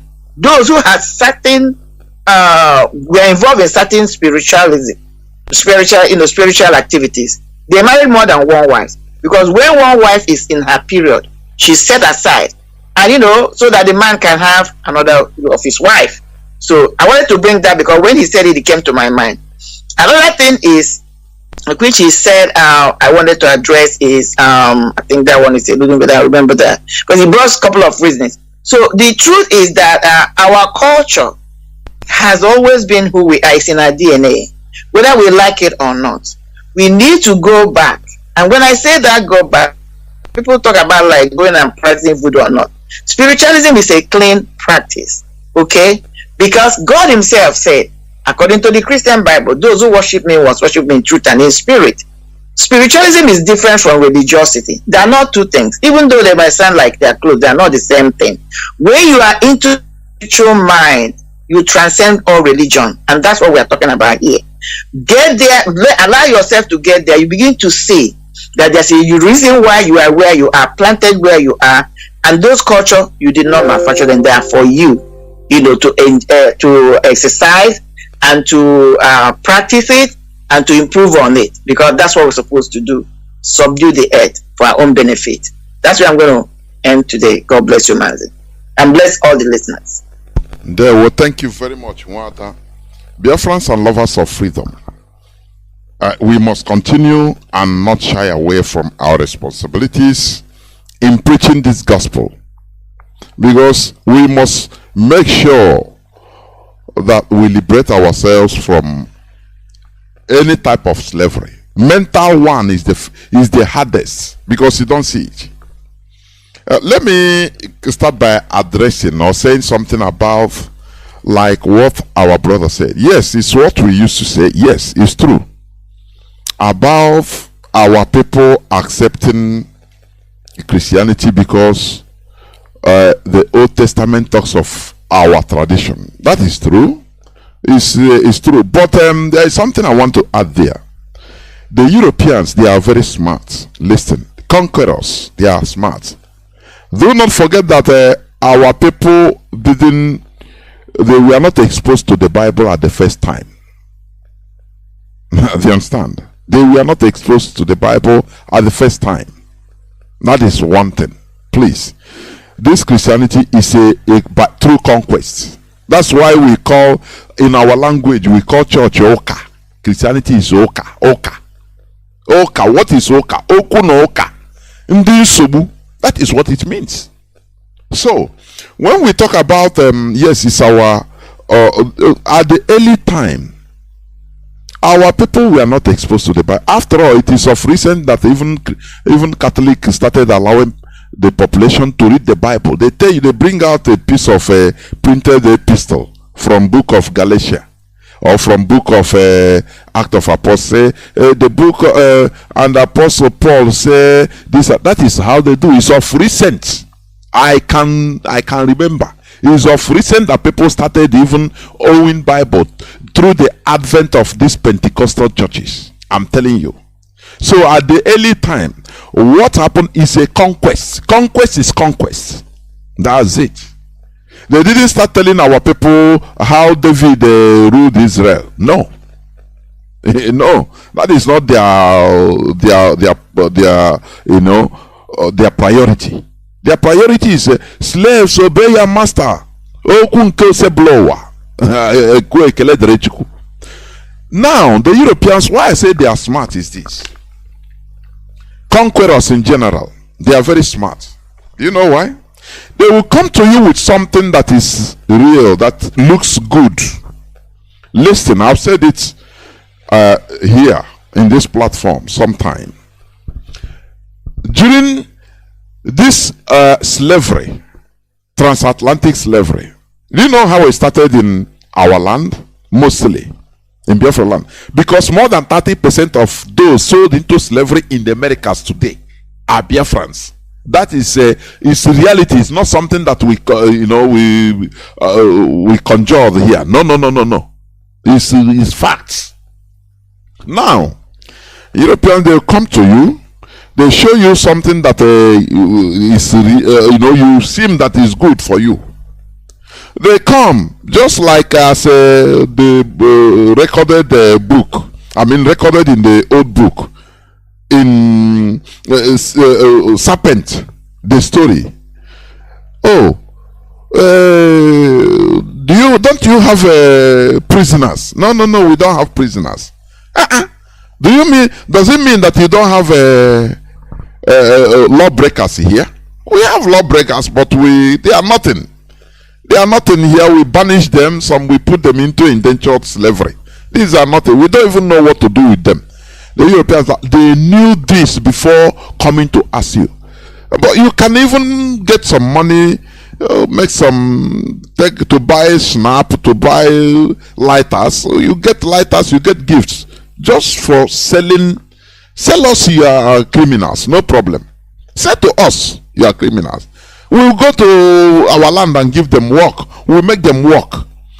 And when you look at it at the periphery, it looks tantalizing and it's not harmful. Do you understand? It's not harmful.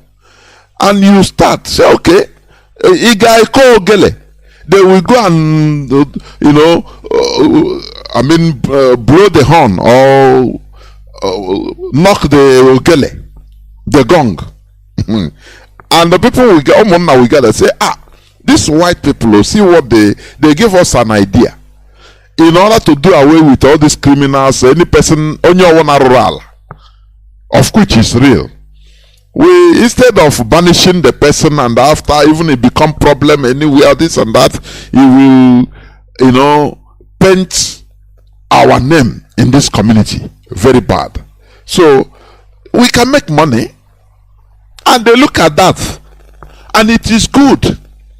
The same way Eve looked at the fruit, he said, what this serpent say is true.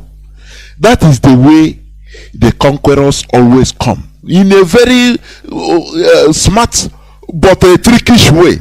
They will tell you, give you a suggestion of something. When you look at it at the periphery, you say it's okay. And they don't know that we are entering into something that they cannot control any longer. That we enter into very big magnitude. They started this with the Portuguese. They said, us, you are criminals. Had it been, they said, no, it is our criminals, but they are still our brothers. We don't sell them. Finish. And I believe that some people even advocated for it, but their voices was not heard. Leave this criminal, so now our criminals, but now for us, no problem. Now our criminals, these are strangers, we don't know them. Do you see? Now when they started something that went opposiaka, they couldn't control any longer. So when we also say that these people, they come with a story, and our people looked at it that it resembles our culture. There is our culture that is there, this and that. They said, okay, let's enter. From there, it started going somewhere where we are seeing today. It became mental slavery. They caged us mentally, that we are not able to wriggle out again until now. So that is the way, just the way the Fulanis are doing. You understand? Oh, under one Nigeria, we need just a parcel, just don't worry. We are just, we don't know anything now. We are just ordinary cattle headers. And when you look at it, you say, after all, we are all in Nigeria now, is it not? So they came Baega. Look at Lokbanta today. Look at Lokba everywhere. Through that side of Kigwe, it's a no-go area today. In Lokba, you know, it is. We see that the population of the Fulani are more than the indigenous people no there, and they started intermarrying. That is the problem. Do you see it? But they come in. They came as a governor. Oh, he want to satisfy as a governor. Used to boast. He boasted. He thought he was doing something grand for the country, one Nigeria. But once they enter, it's finished. It's just an elephant telling a small dog, please allow me into your hut. Once you allow him, allow my tusk. Only the tusk. The tusk enter, he's running outside. Please, can I put my head? From here, they will pursue the little dog from the hut. That is the smartness of the conquerors. They are smart. They will always come with something palatable. Do you understand? What we are doing today is to expose the facts. Facts. So that people, as our sister said, so that mostly the youths, the younger ones, is disintoxication. You know, when you see an addict, a drug addict, so once is to disintoxicate him is not easy job. You need to go through many processes for disintoxication. For making sure that he stops. It's not easy. The best is don't enter at all. So we are barring facts so that you take decision. So that even if you are going in anything you are going, do it as is a social gathering. Social gathering is good. Uchege deya. Do you understand? Uchege deya. Because they use it in order to cage us. They used it in order to put us into sleep. That is why Nigeria today is a quagmire. When you look at people, they are killing themselves. They put you to kill. They push you. What can you imagine? What makes somebody to kill, remove life because the person is blasphemed? Don't you think that is something very serious? It's mental slavery. You know, high mental slavery. And this thing is not only that it's only the youths or the Almajiris. Both the political class in Nigeria, they support it. It was clear during the time, few weeks back, when they killed Deborah, Samuel, Yakub. Do you see it? These people, they think that when they come, they say, we the North. We are not religious. It's only, we protect all is represented. They call the North, both the indigenous people in the North. That is how the conquerors always act. They make sure to make you believe that they are with you. You understand? They are with you. They give us names. So during baptism, they give you English names for you to be a saint. But it's for their convenience, for them to make you forget who you are, and for them to be able to pronounce your name, to change your name. The same thing is Arab also, Muslims. If you enter now, if you convert into Islam, they change your name. If they don't call you Muhammad, they could call you. Why? They want to change something inside you. Leave a mark, a stamp, a stamp that will mark you that, look, this person, anywhere, what is your name? You say, I'm so person. They know where you belong, even without you saying it. You understand me? So the time is now for us to be wise. The time is now for us to make changes. The time is now for us to remove ourselves from this mental slavery. Please. Mental slavery is something is more dangerous than physical slavery. It is more dangerous because mental slavery will make you, even if you're a physical slave, you will not even understand that you're a physical slave. You will be defending, say no, I'm okay where I am. Nothing. Who tell you that I'm a slave? Who tell you? Do you see? That is what we are trying to remove from our brains, because the restoration of Biafra is not only physical Biafra, rather we start by being mentally unchained. Unchained. From mental disentanglement, there we enter into our physical liberation, and we become, we shall build our country in a way to our taste. Once we are, we remove ourselves from mental slavery. Once we unchain ourselves, that is what we preach here.